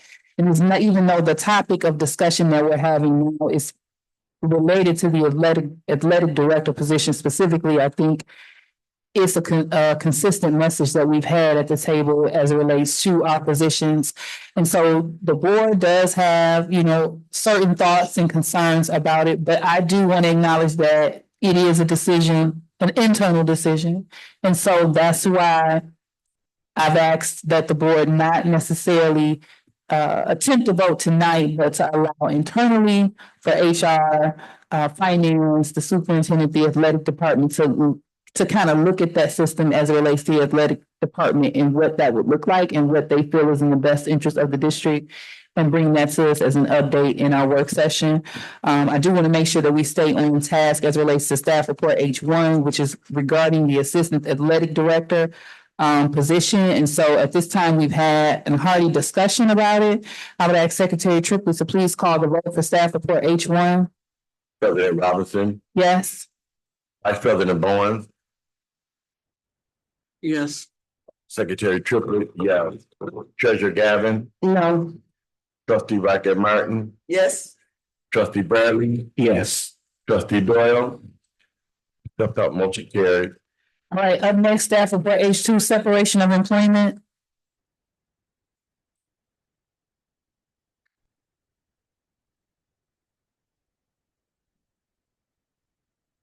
Staff report H2, separation of employment, August 11, 2026. The reason for consideration: list of employees whose employment relationship with the district is or will be separated is submitted to the board each month. It is recommended that the Board of Education vote to accept the separation of employment of the following staff. Policy reference 3140 and 4140, termination and resignation of professional support staff. Strategic plan goal reference: Benton Harbor area schools will recruit, hire, develop, and retain the best staff to improve student outcomes. Separation of employment, Paul Stemmetz, library media specialist, he retired, effective August 30th. He was hired November 11th of 2024. Exit interview has not been held yet. He has been notified. Amy Carson, certified teacher, she resigned, effective August 30th. Benton Harbor High School, date of hire, September 2nd, 2008. Her exit interview is in your binder. Then Cynthia Katenko, certified teacher, she resigned, last date August 30th, 2026, from MLK. She was hired 8/18/2025. It's recommended the Benton Harbor Board of Education vote to accept the resignation of employment of the aforementioned staff. Is there a motion to approve staff report H2? I make a motion to approve staff report H2. The motion has been made by trustee Bradley and supported by Vice President Bowens. Any questions, comments, or concerns? Hearing none, Secretary Triplett. President Robinson, Yes. Vice President Bowens, Yes. Secretary Triplett, yes. Treasurer Gavin, Yes. trustee Rocket Martin. Yes. Trustee Bradley, Yes. trustee Doyle, Yes. motion carried. All right, up next, we have staff report H3, Director Dorsey. Thank you. Employment of staff. This is for our parochial school. To approve the employment of staff in accordance with the revised school code and other general laws of Michigan. Under section 1120 of Title I, Part A, requires a participating local educational agency to provide eligible children attending private elementary and secondary schools, their teachers and their families with Title I services or other benefits that are equitable to those provided to eligible public school children, their teachers and their families. Policy reference 2261, Title I services, 3120 and 4120, employment of professional support staff. Benton Harbor area schools will recruit, hire, develop, and retain the best staff to improve student outcomes. New hires, Kristen DeVore, academic interventionist at River of Life, Title I, effective 8/24/26. And then Grace Costa Pedroso, highly qualified paraprofessional, River of Life, Title I, effective date August 24th, 2026. It's recommended that the Benton Harbor Area School Board vote to approve the employment of the aforementioned staff. Is there a motion to approve staff report H3? I make a motion to approve staff report H3. The motion has been made by Vice President Bowens and supported by trustee Bradley. Questions, comments, or concerns you have before? Director Dorsey, what is a highly qualified paraprofessional? I mean, I know what a paraprofessional is, but I'm seeing this highly qualified. Yeah. Is that a new? No, by law, That's right. to earn Title I funds, you must be highly qualified. That means you have 60 credits, an associate's degree, or you've passed the work keys or the paraprofessional test. So it means that you've gone the extra yard to be qualified, to have the educational training to be a paraprofessional. So if a person is just a parapro, there's a difference. There is a difference. So a person without being highly qualified should only be a student services or health para. They can do toileting, diapering, medical things. That's not required to be highly qualified. We can train for those through first aid and through nurses, but to do academics, you must be highly qualified. Thank you. All right, if there's no other questions from the board, Secretary Triplett. I have a question. You have the floor. Thank you, President Robinson. Director Dorsey, my question is around the new hires. I know that we have a TNT program. And so my question is like, what is the process for moving a teacher in training who has satisfactorily completed the requirements of that training program? They receive their teacher certification. Would those TNT graduates be considered for this new hire voting process? Or are they automatically hired in? Is that something that would be on this form? It would be on the one I'm going to present next that isn't in your packet. So I'll talk about that in a moment. They would be on the district's hiring packet. Okay, so there's another packet. Yeah, so let me apologize on the front end because we've been interviewing like crazy the last 2 weeks, trying to get certified teachers, and we can't find. There are two that were just placed on the agenda. They're very qualified. They have degrees in the content areas, but they haven't passed they haven't taken the test yet. They come from industry. So we are putting those on the H4 report. There's a H4 report. Yes. Okay, and so for TNTs, that question, I need to re-ask it when we get to that report. Well, I think I've already answered your question. So you're saying they're on that. Everybody who's satisfied the TNT program, received the teacher certification, they're on this next form. No. That's okay. No. If there's a position for TNT, when they finish their program, they'll be hired in. They can select another position if there's not one for them specifically, but that's the process. You said they will be hired in. If there's a position for them, I'm saying, is that something that we vote on here? Or do you automatically just hire them in? So if there's a TNT, they've been working within that position, they get the certification, do they automatically, are they just automatically considered a certified teacher no longer in the TNT program? Or do we have a process for moving them from TNT into certified teachers standing with Benton Harbor area schools? we would put them on the H report if there's a position that they qualify for. Okay. Do we have a number of teachers who've completed the program? We have, yes. Do you know how many and if they're on this next report? We've been hiring people all year to finish the program.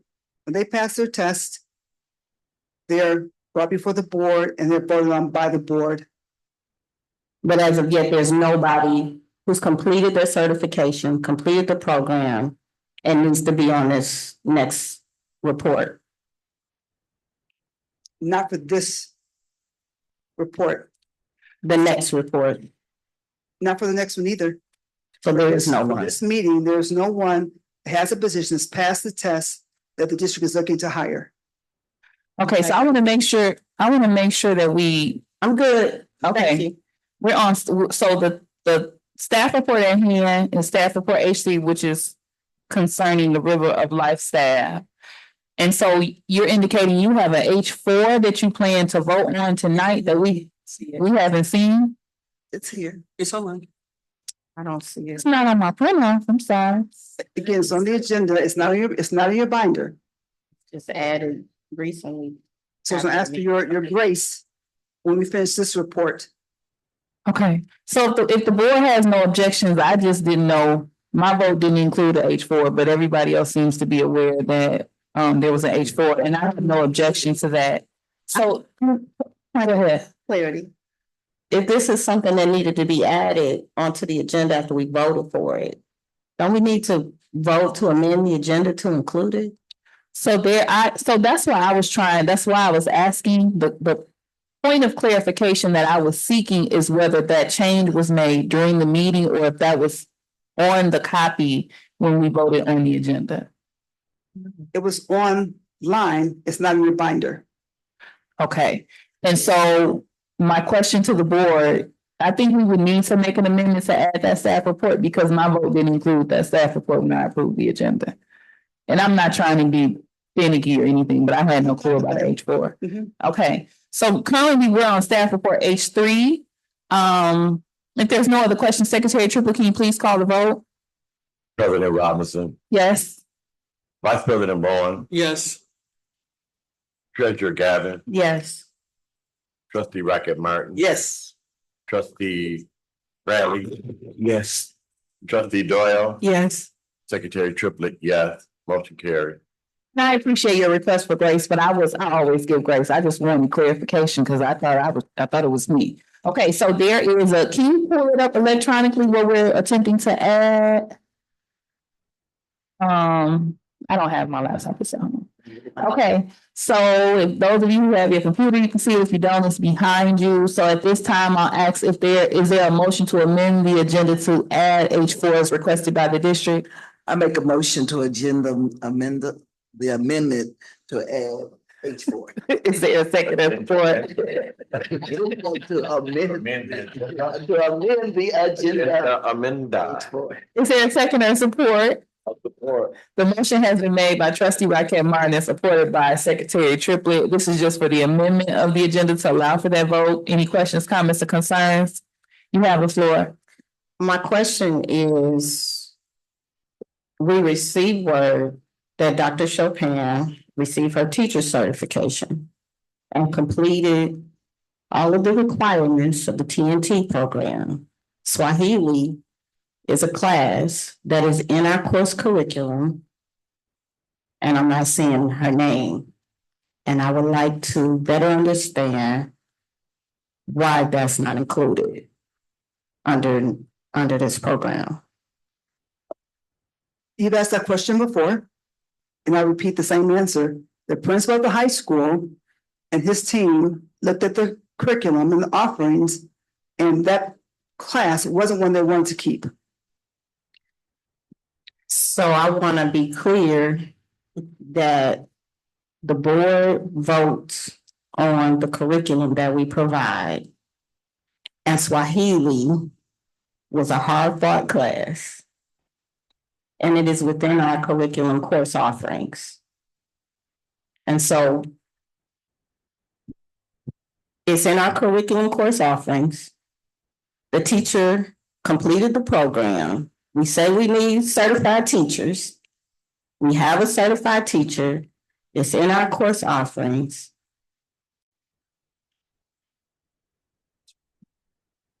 Is culturally competent, culturally relevant to this community.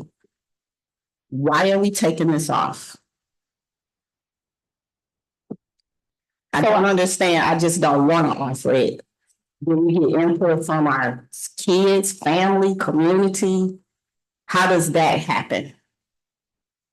So I did send an email back and related to this matter and did clarify that it is a current course offered. So if there was a suggested amendment to the course guide for this upcoming school year, that those changes would come before the board so we can make whatever, we can take action or take vote on any desired amendments, whether it was changing that course or adding any courses or anything like that. So those are things that would need to come back before the board.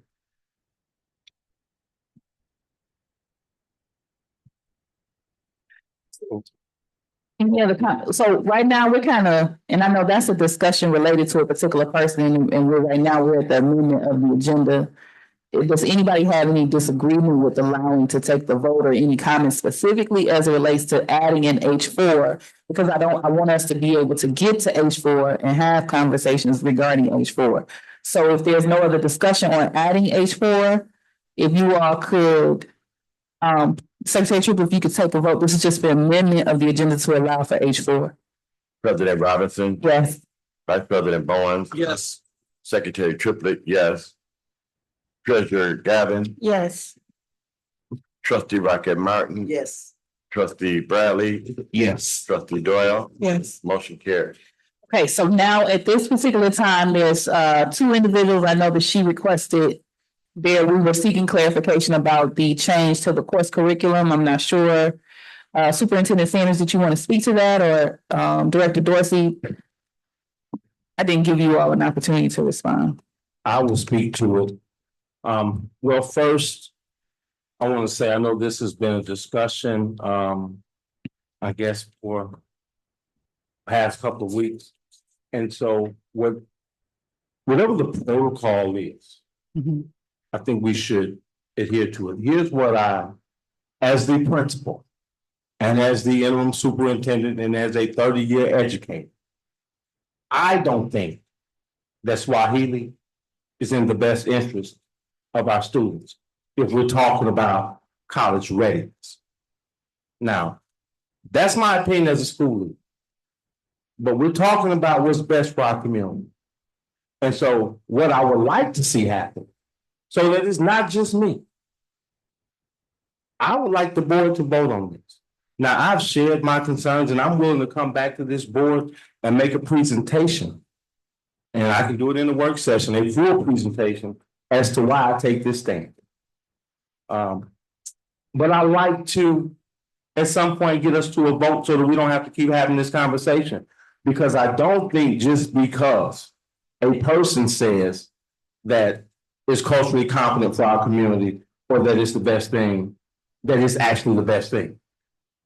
Now, it's my professional opinion as an educator, as an experienced principal, and now as your interim superintendent, that this is not putting our kids in the best position to go to college, especially outside of the state of Michigan. I don't know that we have a huge Swahili population in Benton Harbor, and if we do, I don't know where they're at. And so you know, as much as I hear advocacy for this, just as a class, I would like to know, because I want to be informed as the leader of the district. I want to be informed as to why we feel that this is a course that we cannot get away from and why we think our kids need this. And so, you know, I think the onus is on me to make a case as to why I don't think we should offer this in Benton Harbor High School. But I also think, I respect that if someone can show me where colleges across this nation will accept this class as a foreign language and not just as an elective. Now, we said we have high expectations for our students. I believe that our students should be able to apply to any college or university in this nation. And I want to put them in the best position to do that. And I don't think the Swahili is putting them in the best position to do that. I'm open to hearing. I'm open to having a conversation about it. But it is my professional opinion that we do not offer this class. Okay, so then my question, follow-up regarding the course guide, are there any other changes that you anticipate? And that you may be able to better answer this question once your director of academics comes on board. So can we have, well, it's not a can, we would need to take a vote on that. And I know that the whole board has not weighed in on the conversation as to whether we want the class or don't want the class. And right now, that's not on the agenda to have the conversation, but it is a conversation and a decision for the board to make whichever direction they go, because it's a part of that course guide that leads to graduation, and the board sets the standards for graduation collaboratively with state education requirements, et cetera. And so we will require a vote to remove that from the current curriculum for the district. I mean, not curriculum, but the course guide for graduation for the district. Actually, I agree with that 100%. I think that's the best path, and I look forward to hearing the board's opinion on this course, the entire board's opinion on this case. Okay, I'm sorry, Secretary Triplett, well, go ahead and then we'll proceed, because we're on staff report H4 and we keep. Let's move. Okay, because we'll have a conversation, and so I don't want anybody to be caught off guard that the work session is standard things that we research, but because there's discussions that we're having tonight, you may have one or two items on your work session agenda that are actually for vote. So I just want everybody to keep that at the forefront of your mind, and also keep in the forefront that Superintendent Sanders is getting in and seeing things that he needs to do, and there may be other things that we need to take action on to be prepared for the start of school and work session. So I'm asking for your grace in advance if there's votes for that day. Currently, we're on staff report H4, and I'll ask Director Dorsey to present. Thank you. Staff report H4, submitted for board consideration to approve the employment of staff in accordance with the revised school code and other general laws of Michigan. It is recommended that the board approve the superintendent's recommendation for the hire of the following personnel. Policy reference 3120 and 4120, employment of professional support staff. Personal leadership, Benton Harbor Area Schools will recruit, hire, develop, and retain the best staff to improve student outcomes. We have 2 teachers on this list, and the one teacher just let us know that she did pass her test and she will be certified. So the chemistry teacher, Shaughnessy Coulson, Grow Your Own, will be certified. Benton Harbor High School, general funds, effective tomorrow. We have our new teacher orientation tomorrow, which is why this is important, so they could come to that orientation. And then Aaron Hamilton, Grow Your Own for ELA. The high school general funds, 8/12/26. It's recommended that the board vote to approve the employment of the aforementioned staff. Thank you. Is there a motion to approve staff report H4? President, I make a motion to approve staff report H4. Support. The motion has been made by Vice President Bowens and supported by Trustee Bradley. Any questions, comments, or concerns? All right, Secretary Triplett, can you call the vote? President Robinson, Yes. Vice President Bowens, Yes. Secretary Triplett, yes. Treasurer Gavin, Yes. Trustee Rocket Martin, Yes. Trustee Bradley, Yes, sir. and Trustee Doyle. Yes. Motion carried. All right, so we're gonna proceed. I'm hoping I can get us out of here by 9 o'clock. We maybe can do it sooner, but it depends on how lengthy you all are for your comments. So if we could try to get out of here at a good time. I have nothing for old business. For new business, we wanted to discuss the upcoming game. I'll pass the floor to Director Muhammad to give us an update or provide us with that media release and your thoughts and what caused you to have the desire to do so. So, thank you, Madam President. The first game of the 2026 football season, 2027, is Benton Harbor versus Berrien Springs. It is scheduled to be at Field Strip Field at 7 p.m. We wanted to kick off the year in the most grand way. And the idea that I've talked with the superintendent about was honoring the 10-year anniversary of our first playoff team in Benton Harbor football history. And we decided to invite coaches, cheerleaders, administrators, of course, the players, parents, and really make it a big community event to celebrate the past and connect this group of players and this new coach to the last great success that we had with our football program. And of course, as an athletic director, being a head coach, being new before, 2 weeks before the season, I know how important it is to have support, especially the first time you walk out on that football field. So I was able to contact former Coach Uzelak. We've reached out to Coach Diorio, who was an assistant principal at that time. He recently passed. So his family will be here to, in his stead, be a part of the reception that would take place before the game in the cafeteria. We'll provide food. We'll have medals to give to the players. One of the persons that Coach Uzelak wanted to be honored, he said, was Miss Ruth Harvey, who was a backbone for that football program and team as the equipment manager. And I've spoken with the players, and one of the captains, Denny Brown Jr., has corralled, and he said nearly the entire team has responded, and they are looking forward to coming back and being a part of this first game. So there's a lot of excitement surrounding it, but I'll just read just some of it if you can suffer me. It says, championship seasons are measured by more than victories on the field. They are defined by leadership, determination, perseverance, and the lasting impact they leave on a community.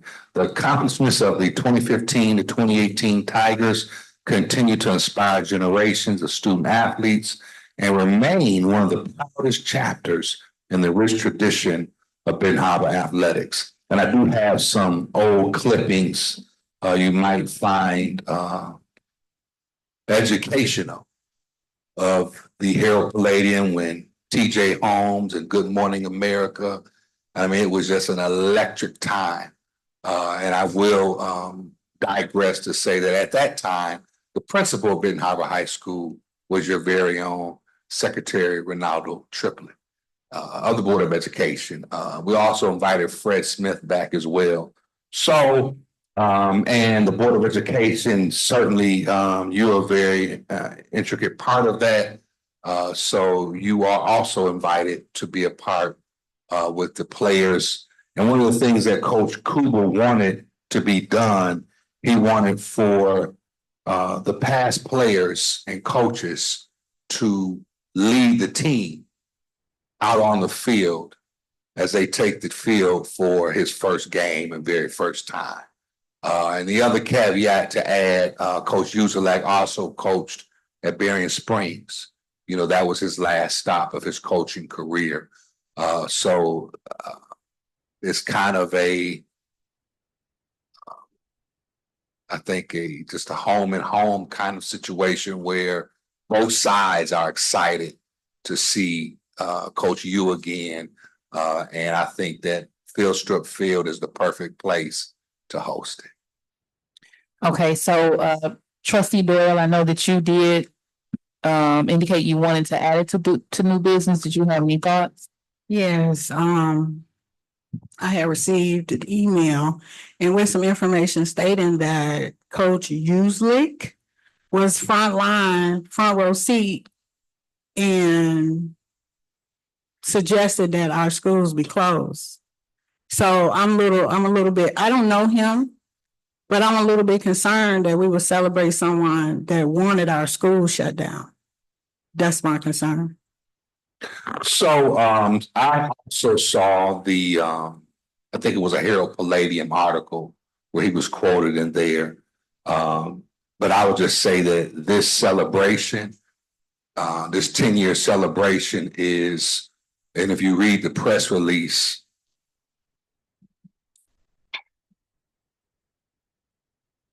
it says the Benton Harbor Area Schools Board of Education, Superintendent of Schools, Benton Harbor Athletics, and the entire Tiger community are proud to announce a special evening honoring legendary coach Elliot Userlet while celebrating the outstanding achievements and lasting legacy of the 2015 through 2018 Benton Harbor Tiger football playoff teams.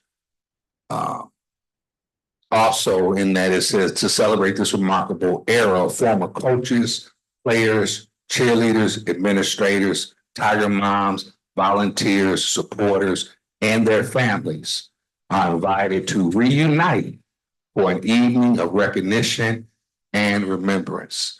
So this is much bigger than Coach Yu. In fact, when I spoke with him, he made it a point to let me know and to make the point, this is not about me. This is about those young men who, when he first got here, we were 0 in probably 30 consecutive losing seasons, no disrespect to anybody. And so it was more than just wins.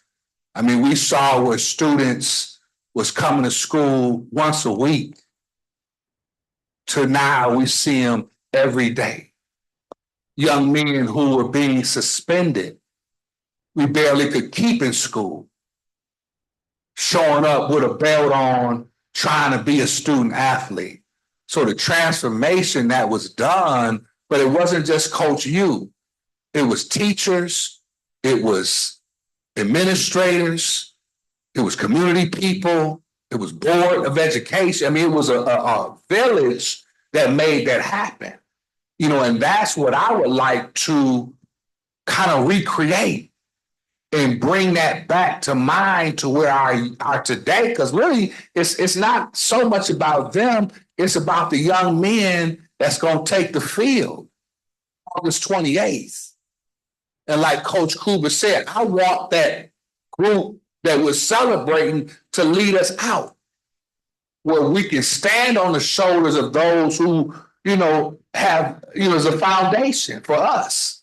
So, you know, I talked with Governor Whitmer just a couple of days ago, and she reminded me how at the beginning of her administration, it was some rocky times, you know, and if we pulled up, you know, some of the words that people have said about Benton Harbor area schools, you might be surprised. So, you know, I don't, you know, like to hold things people may have said 10, 12 years ago. Because she looked me in my eyes and told me, Mayor, I have to shut Benton Harbor High School down. But when I looked at the report that I just received, City of Benton Harbor received over 90 million from the Whitmer administration. And Benton Harbor area schools is a major part of that. Tens of millions. So, I look at people's actions as well as their words. And I think that Coach Uzelak's actions and what he did for those young men, the English language, it fails in describing the great work that he did. All right, Vice President Barnes, I saw your hand at a certain point. Yes, thank you, Madam President. Gosh, we're getting old. I can't believe it's been that long. The 2015-2018 school year. One of my family members got to experience working under Coach U and went on to play at Fair State, and they went in the championship. Coach U believed in those kids, and we all say stuff sometimes that we experienced at that time that would make you feel a certain way. And then later down the line, you're able to see it. But I will say that 2015-16 to 2018 team galvanized the community. I remember when we beat Lakeshore, and I thought it was a typo on Facebook. And somebody called me screaming, driving down the street on Empire, honking their horn. We just beat Lakeshore. And I worked next to the coach at Whirlpool. And she says, they outworked us. And I said, never underestimate a Tiger. So I'm glad that it's a long time. It's happening. It's a long time coming. And even last year during homecoming, Coach, you looked frail. But he made it to homecoming and sat in the stands. And the people were just coming up to him. And I said, does he still have it in him? I think I called Mr. Triplett. It was like, can we get Coach U back? And he was like, I don't know. So it's just amazing. And I want to applaud you guys for coming up with this idea. I will be there and I'm excited. My son will be playing this season and I'm just geeked about it. So, yeah. Okay, Gavin. Maybe the best thing to do is to close the schools and let the kids go to other schools. That's a direct quote from Coach U. I'm seeing a young man in the audience who actually worked very hard to help us keep the schools open. That was a hard fight.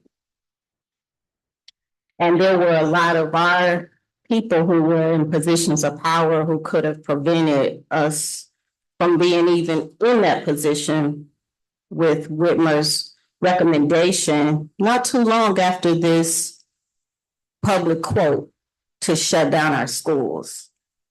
It's difficult to fight a colonized mind. A colonized mind will have you thinking that your own culture is not worth promoting. A colonized mind will have you promoting the very person who strategically spoke against your existence. A colonized mind will have you forget the people who look like us, who were in the trenches, holding that program together when it was being strategically disinvested. A colonized mind will make you forget the person who's sitting right next to you who coached Joyce Bell and not mention his name. A colonized mind will have you do that. A colonized mind will have you forget that we did have parents contributing prior to. And we are in a space where the present coach is asking for water and you're congratulating a coach who got everything he needed handed to him. And we pretend that we don't see that we judge our people on a completely different playing field than when we bring outsiders in. That concerns me.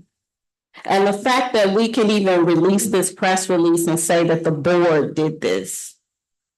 The board may vote on that today. It won't be unanimous. I appreciate Coach U for his contribution.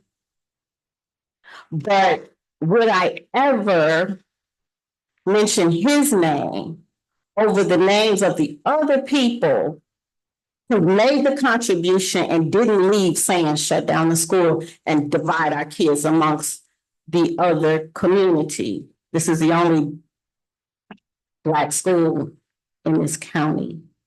That's racism. And I'm not even going to get into the other things he said about our children that was wrong. It saddens me.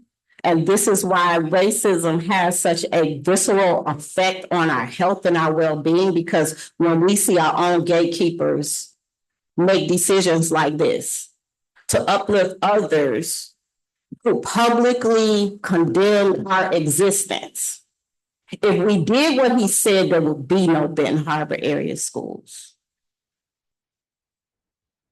I am complete. Okay, and I'm glad you raised your hand because I was going to ask you as the current principal at that time if you had thoughts to weigh in, Secretary Triplett. I do. Okay, if you could please wait, come on up to the mic. A lot of thought. I think this is absolutely amazing. You know, it's 3 fads to every store. Okay, everybody that says Ungawa, Black Power. Be mine. And all of my years of being in education, and that was before the term turnaround came around. And Mr. Sanders, this is no disrespect to you, and the work that you did as director in the state of Delaware, turned around 25 schools. But I've never seen turnaround ever in all of my career. People do all the yipping and yapping, and I'm quite sure that he probably made that statement because of the simple fact, the snakes and the people who came to that table and didn't give a care about our kids. Our kids was coming off that football field, 0 and 49, with their head hung down. I was the principal in 2015-16. When there was a group of 15 to 20 kids, little boys, trying to do their own practices and everything when this man came in here. He is the only person that I've seen personally with my eyes do turnaround. The only person. And that's why he's not here. That's why he wasn't allowed to stay. That's why the top athletic director in the state of Michigan, who led all athletic directors, is not here because they were doing the right thing. That's why I was not here. Okay? And I'm quite sure he could have said a whole bunch worse than that, because his thinking was simply this. You're looking at these kids who now I had not heard in years the thunderous sound of victory in that football stadium packed. With people from all over the place. And I'm quite sure in his mind, because we sat in that office, I said, I had to let him know, you're the coach and I am the principal. Because he was very passionate. Maybe he didn't, because people don't understand. When he was coming in there asking teachers for grades, because you have F's on these cards, but you have no documentation. You can justify him. He was in there fighting for his kids, and he got frustrated. Because I'm quite sure he never seen anything like that before. But when I looked at my kids in this building, when I looked at them, one young man at Fair State University, the national championship team, I know everybody just came in and helped him. That man was absolutely amazing. The classes of 2016, 17, 18, and 19 were awesome classes. I feel sorry, today I'm getting better because it just shook me up all over again. to see what Ruth Harvey and what we had here at this school. And that's my concern even now, but you got somebody, because it seems like anytime anybody come in here and do what's right for African-American children, that's the people that they destroy. He's deserving. He never acted, nobody give him everything. He went out and got support.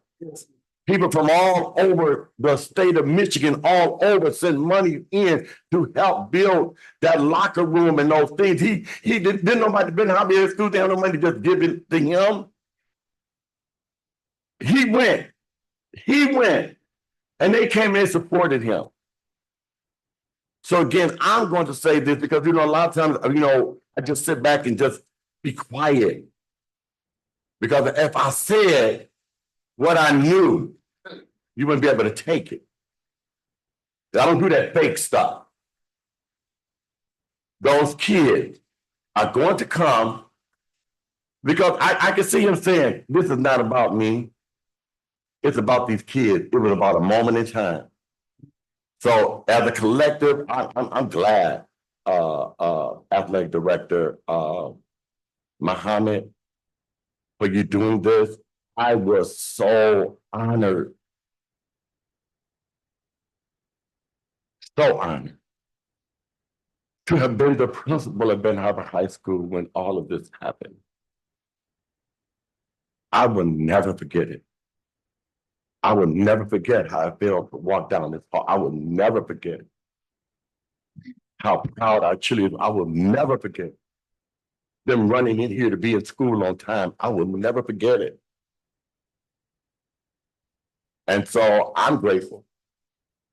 I can only speak for myself. I'm excited. And I want to publicly thank Coach Uslak for showing me in my professional career the only time that I saw turnaround. Because people struggle in the midst of turnaround, it's going to be some accountability. And I really want to thank him. And I had an opportunity to speak with Mrs. Diorio when Mr. Diorio passed away. I didn't get a chance to go to the funeral, but I kept up with it. It's going to be absolutely amazing because he had to be bad because they wanted him. And he went on down there and helped them out a little bit. But one of his happiest times in his coaching career was being coach of the Ben Harbor Tigers. Remember the Tigers. Madam President, if I could just add, so I was contacted also by the class of '85 who went 8-0, won the LMAC, and they said that we've never been honored. We've been totally forgotten. Will something be done for us as well? So not only does this honor, but it also, as we talk about restore the roar, which the R that we say, I was reading Mr. Sanders, superintendent, it's restore is the R, restoration. So as we talk about restorative justice, there's people who have done great things for Benton Harbor with flaws, never acknowledged. And this is just the beginning of doing so. Not just this team, but there's many other areas, many other great people who have come through this school and have been the least and last considered. So you're anticipating a future recognition for them as well, is what you're messaging? Not just 1985, but it's women's teams. I mean, we invited everybody who played for Ben Harbor back when I first got the job as basketball coach. And you had Ace Elsner. We had Mr. Hall played on that 64-65 team. He was I saw grown men walk into the bell, Chet walk crying. L.C. Bowen, when they heard Tigers, one more time coming out to that bell. Canes, Walkers, you name it. And one of them told me, I won't step foot in there. Because what was done to us when we were there, and it took y'all this long to honor us. And I won't say his name. So I'm trying to just do something to celebrate Ben Harbor Tigers, Ben Harbor legacy. You know, Coach, you just happen to be the head coach. It's hard to divorce Newton from Newton's Law. It's hard to divorce the spider from the web because they go together. Okay, Barnes, and then I hope we can move forward. It's 9:07. Okay, I understand, Madam President. Can I amend the agenda that we do a resolution coming from the board that we support and honor the 2015-2018 Tiger football recognition, so it's no confusion that. So are you wanting me to draft a formal resolution, or you just want a motion of support for the game? Support. Okay, so I make a motion to amend the agenda to allow for the vote for a motion of support of the game. Is there a second of support to that? Support. The motion has been made by Vice President Barnes and supported by Trustee Bradley. Questions, comments, or concerns? Hearing none. I have a question. Yes. Can we get the exact wording on that? The Benton Harbor Area Schools Board of Education supports honoring the 2015-2018 Tiger football and football team and previous and past coaches and team players. Okay, so that's a general statement. It's not naming this one coach over everybody else. I don't have a problem with that. Okay. What I have a problem with, I would like to still. What I have a problem with is singling out this one coach as opposed to honoring all, honoring the team, honoring those who have held up that football program. I can support that in that form. Okay, so I'll remind you guys, this is just the amendment for the vote, not actually the motion as stated. So in the absence of Secretary Triplett, if no one has any objections, I'll call the vote. So President Robinson, yes. Vice President Barnes? Yes. Secretary Triplett has stepped out. Treasurer Gavin? Yes. Trustee Raquel Martin? Yes. Trustee Doyle has stepped out as well. Trustee Bradley? Yes. Okay. And then now is the Barnes, you can now make your official motion and then we'll take vote on that. Madam President, I'd like to make my motion. As you've stated previously. As I stated. Okay, is there a second of support for Vice President Barnes' motion? Right. The motion has been made by Vice President Barnes and supported by Trustee Raquel Martin. I'm hoping there's no other questions, comments, or concerns, as we've been on this topic for about 15 minutes. In the absence of. I do have a statement. Okay, go ahead. When I said that he was given everything that he needed, what I meant, he was given the big office in the rec center. He was given the staffing. He was given things that our coaching staff prior and presently did not necessarily have. I don't want to take anything away from, it is true, I was here. I worked here. I don't know why I'm going back and forth with anybody in the audience. I would just, This is out of order. members of the public tonight. This is totally out of order.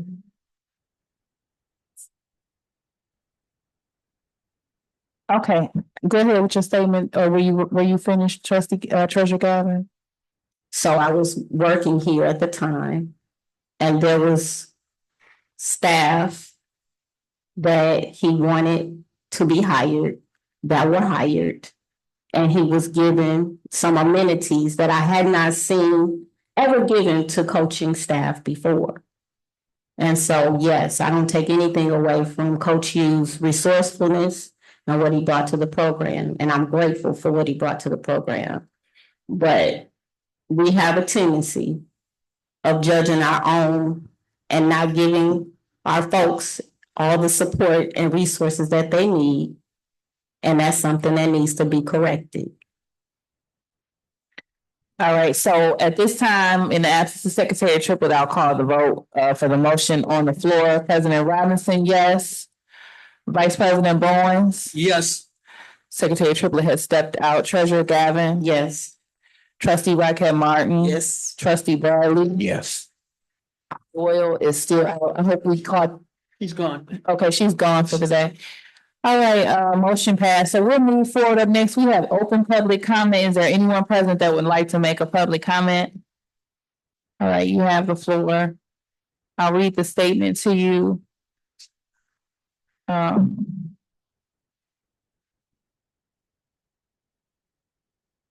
The Benton Harbor Area Schools Board of Education recognizes the value of public comment on educational issues and the importance of allowing members of the public to express themselves on district matters. Today, there were 2 areas for comment on the agenda of which you may decide when to speak. Public comment on agenda items or open public comment. We request that each interested participant complete a public participation form using legible writing to ensure that responses are appropriate and properly focused. Per Benton Harbor Area Schools Bylaw 0167.3, which governs board participation at board meetings. We request that you preface your comments with your name, address, and group affiliation when appropriate. Each statement made by a participant shall be limited to a 3-minute duration per our bylaws. No participant may speak more than once on the same topic until any other persons have had the opportunity to speak on that topic. Participants may remove their masks when addressing the board. Participants shall direct all comments to the board and not to staff or other participants. The board will listen, take comments and questions under advisement and not respond at this time. I, as president, will refer questions to the superintendent for research and response. Please ensure that your public participation form includes your contact information as requested. If you have specific questions for the board or executive team that require follow-up, please email those directly to leah.ruiz@bhas.org. You have the floor. Right. Good evening, everybody. My name is Desiree Durden, and I'm here as a member of the public because I've been reviewing the district's public records concerning finances, procurement, facilities, grants, and audit follow-through. And I want to start with something very specific. My request was made because I saw the building's infrastructure. The school is still in horrible condition, even with over $37 million in grants in the past 2 years. And essentially new MacBooks, fixing the outside of the school, all of that is what I call masking. You're putting a mask on the problem, not actually fixing the environment that's going to sustain and create an educational environment that students can actually learn in. In order to appreciate those laptops, like he said, they have to learn to appreciate the environment around them. So if you guys don't care, they're not going to care. My request was made. A previous FOIA request of mine was denied on the stated basis that I had not provided an address. I have the original email transmission, the attachment, and the district's response. The address is plainly contained in the document that was transmitted. That led me to submit 2 detailed FOIA requests on July 20th. These requests don't ask the district to create explanations. They ask for existing records that can be answered, that can answer questions raised by the district's own public records. For example, the public payment records show 41 A3 checks totaling $761,218, but the public records currently that are available connect only 3 of those checks totaling $42,990 to recovered invoice detail. That leaves $718,228 where the complete public trail has not been established. And that doesn't prove anything improper is happening. It just tells us what records need to be produced to find out. There's also a broader governance question. The district's own 2025 compensation publication lists the director of finance at $227,177 in total compensation. That is literally the highest total compensation listed for any district employee, even above the superintendent. I'm not suggesting compensation itself indicates wrongdoing. I raise it because many of the records I'm seeking concern the finance office's control over purchasing, payments, contracts, facilities, spending, and financial records. That transparency and independent review particularly important. There's another transaction that deserves documentary explanation. Michigan corporate records show Sheila Dorsey Consulting LLC was filed July 24th, 2025. BHAS public payment records show a $17,000 check was paid out to that company on August 28th, just 35 days later. Public records subsequently show Ms. Dorsey's appointment as Human Resources Director. Again, I'm not alleging that the sequence was improper. I'm just asking for the records that explain it. Who authorized the engagement, what the scope was, how the $17,000 was calculated, what work was performed, who accepted it, and whether there are records connecting the consulting engagement to the subsequent appointment. Finally, after I received the district's request to my July FOIA request, I replied to the listed FOIA coordinator, letting her know I was payment ready. My email was returned undeliverable for the second time, and I don't know why. So my questions are, who is currently responsible for FOIA? Ms. Durden, you'll have to wrap up your To comment. respond, and where are these records being preserved and how? Thank you. Thank you. Okay, so we're gonna proceed. It's 9:17. Superintendent announcements and comments. You have anything for us? How would you like to close today, kind sir? I would like to close to say I'm excited to open school and go Tigers. All right. I thank you for following the lead with a nice, crisp and short ending comment. Let's see who else can do that. All right. We're gonna go with Trustee Raquel. What you got for us? Okay, you know what, just for the record, I would like to give my personal experience with Coach Hughesland. I came to the athletic banquet. And I think he called it, he sponsored it, and he rallied his community support to people that did not look like me to handle that banquet. And they made it so lovely, so nice for our athletes. So that was my personal experience with him. And the awards and those kinds of things that the children receive. It was something to behold. So I saw that myself. Okay. Don't forget, like Principal Sanders and Superintendent Sanders stated on Thursday, 12:30, I believe, or 12:30 to 4, the back to school bash that we're having here at the high school. And we'll pray that it does not rain and storm so that we can have a festive time. Look forward to getting back to school, welcoming the kids back to school. Just wanted to touch bases with Superintendent Sanders. Are you having us greet the kids in the morning, like first day of school or anything like that? We did that before. We would come out and just kind of rally and cheer them on as they got off the bus to come through the building. I think that would be awesome. I would encourage that. I think that would be great. Okay, so if nobody's out on their job somewhere else, we can possibly do that. Okay, and those are my comments. Thank you. Up next, we have Trustee Bradley. I just want to thank everyone for coming out, everyone who was listening online virtually. Just want to say I'm excited for the school year to start. Great meeting, and I'm just happy to see stuff. The presentation I did, please take that home with you. Take it out your packet, take it home, study it, read it, marinate on it, and let it. Hopefully, it blesses you. I'm planting the seed. And I'm gonna let y'all water it. Thank you to our superintendent, and I look forward to working with you. And thank you for the invitation to professional development. I'll be getting with you to see what day I can come up. All right, Treasurer Gavin. I should be used to being called a liar. I was called a liar when I said that we could get the debt forgiven. I was called a liar when I said our kids didn't have to sit in the cold and that we could afford to get the boilers replaced. I was called a liar when I said that we did not have to close our schools, even called crazy.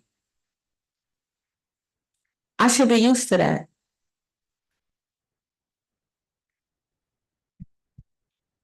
I should be used to that. But I'm not. My record speaks for itself. When I say what I say, the truth follows. May not always come immediately after, but it always follows. And so I'm going to let the naysayers deal with the truth that's coming. I want to thank everybody for coming out. I want to acknowledge Mrs. Durden for her question about FOIA. And I'm hoping that we can make sure that we have somebody identified so that we can be in compliance with that concern. I didn't come here interested in a fight. I came here interested in integrity. It saddens me that we have to fight for our culture to be considered relevant by our own people. That irritates me. And I'm not going to pretend that it doesn't. There are over 200 million people who speak Swahili.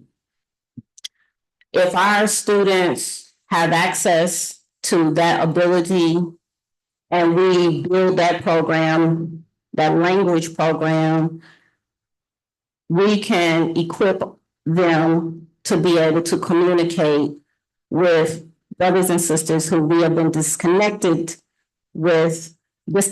from in the Black diaspora. And I don't care what the mainstream says. I don't look for validation from the mainstream. We have to validate ourselves. We have to make it important for ourselves. We have to do that. It has to start in our community. No one else is going to do that. And these things are connected. Who we honor versus who we brush up under the rug. And I think we can find a way to do both. There are so many other fights that we can have rather than fighting for us trying to keep something that has already been voted on. And so it is my hope that we can move forward without dismantling the things that we've already fought so hard for. Is there a way for us to build on what we have rather than eliminate what we have? And if we can't do that, then I'll fight.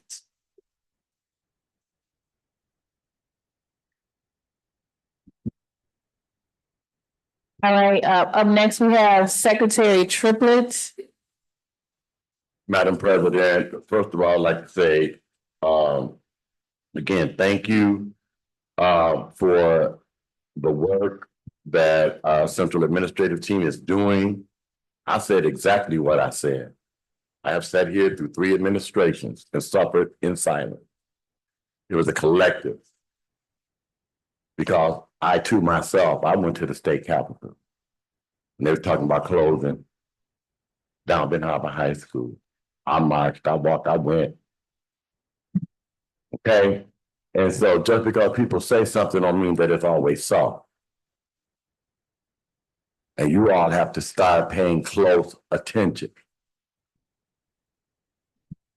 Pay close attention to everything that's being said. Everything. Just because I don't say don't mean I do not know. I know. I know. I know you. And I'm not talking to no individual. I know people. I sit amongst people whose action completely go against their words. I sit amongst people in that box at my house that contributed to the dismantling. And in particular, when it came to me,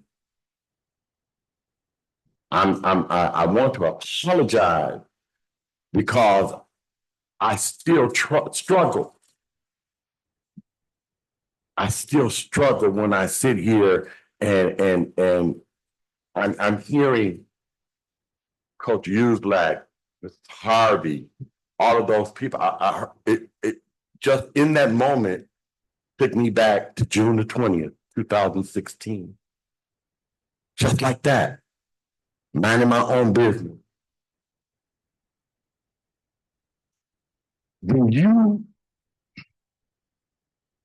Our kids deserve the very best. I'm not gonna sit up and perpetrate and play up in nobody's face, and I'm not gonna let nobody play in mine. At all, those days are done. We have an amazing Board of Education. I love all of y'all. And I mean that from the bottom of my heart. And I think you all are some powerful people.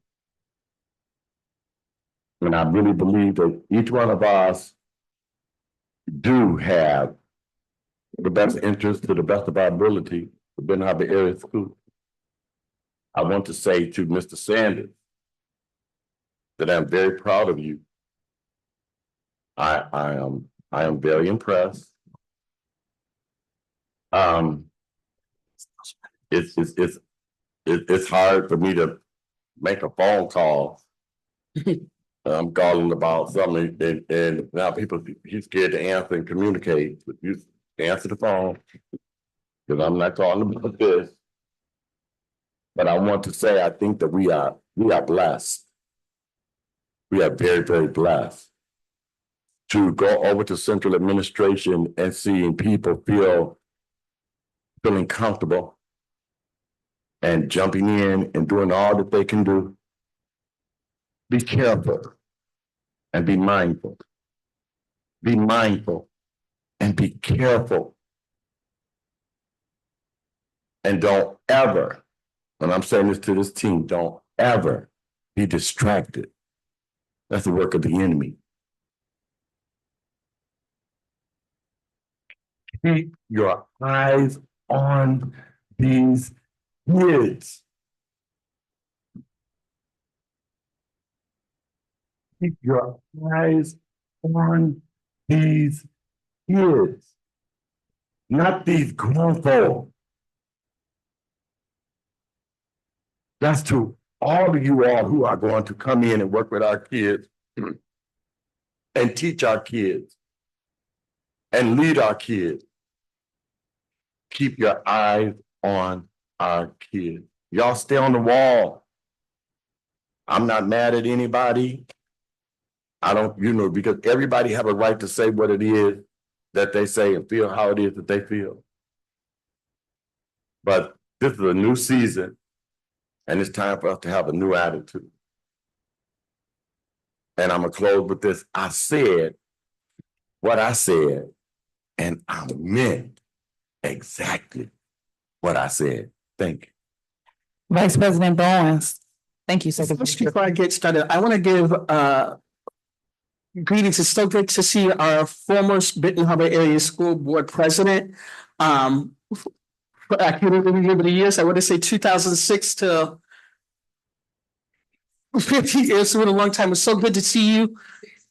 Okay, welcome back home, Ms. James. One thing I want to say is I think we need to be careful when we use words and throw words like colonizer. Back in the 80s, it was a kid that was born and he did not have the proper parents. His parents were going through something. The kid was considered a failure to thrive. And you know who came to save that kid was this white family. For the first 3 years of that kid's life, that kid was born, that kid was able to grow and everything. So I think we need to be careful with words that we're using because words matter. One of the most powerful lessons I took from a movie called Freedom Writers was how quickly people can become so deeply rooted in their own experiences, pain and division. And their way of thinking stops how they see humanity and how they see somebody else. Everybody who disagrees with you is not your enemy. Everybody who challenges your position is not trying to oppress you. And everybody who sees the world differently is not a colonizer. Sometimes we become so deep in our own thoughts that we stop listening, we stop having conversations, and we start putting people in categories, and we start dealing with them as individuals. That is dangerous. History absolutely matters. Racism matters. Oppression matters. Power matters. And sometimes we are afraid to call those things what we are. But those words also carry weight.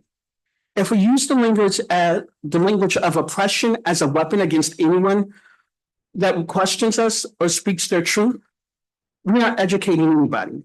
We aren't building understanding. We are just creating another us versus them. Freedom's writers showed what happens when people have every reason to distrust one another. And then when they finally sit down, they're able to listen to each other and learn one another's story. You can stand firmly in your truth without stripping somebody else of theirs. You can fight injustice without turning every disagreement into oppression. You can call out racism without making people who disagree with you as a racist. Because if the goal is really liberation, we should be careful of our language so we're not building walls, but we're tearing walls down. So I think we need to be careful with that. The other thing that I will say is Swahili. So I work in a client population. I worked in Eau Claire. I worked downtown Benton Harbor. I've seen immigrants come from all over. I've seen our Korean brothers and sisters, our Spanish brothers and sisters. But the biggest deflect that I do have is I'm not fluent in Spanish. And when I stayed on the east side of the state, they were teaching us German in Spanish. Or French, sorry, because we were closer to Canada. So I think we do need to look at Swahili. It's nothing against it, but is it beneficial in our community? I know the headlines and everything will say one thing, but let's be real. So I support whatever the administration brings to us. And I just think that we need to be careful with our words. I support honoring our past football team. Also, I would also say be careful trying to make a name for yourself. When you come into these meetings and post stuff on Facebook that's half truths, or you're wanting attention. Nobody, especially when you work for a different school district and you're coming here to be relevant. Posting half truths don't make it true. Thank you. I just want to thank the Board of Education for following Superintendent Sanders' lead with short and brief comments. That was sarcasm, of course. So I'm going to follow his lead. I'm going to close with saying I appreciate you all. It's been an amazing evening. My goal is to try to get our meetings ending at 8:30 p.m.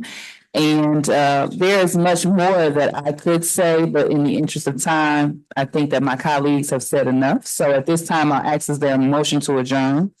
Make a motion to adjourn tonight's meeting. Is there, okay, the motion has been made by Vice President Bradley and supported by, Trustee Bradley and supported by Vice President Bowens. Questions, comments, or concerns? In the absence of Secretary Triplett, I'll call the vote. President Robinson, yes.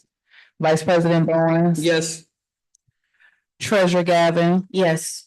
Trustee Raquel Martin? Yes. Trustee Bradley? Yes. Motion passes. I call this meeting as adjourned as of 9:35 p.m.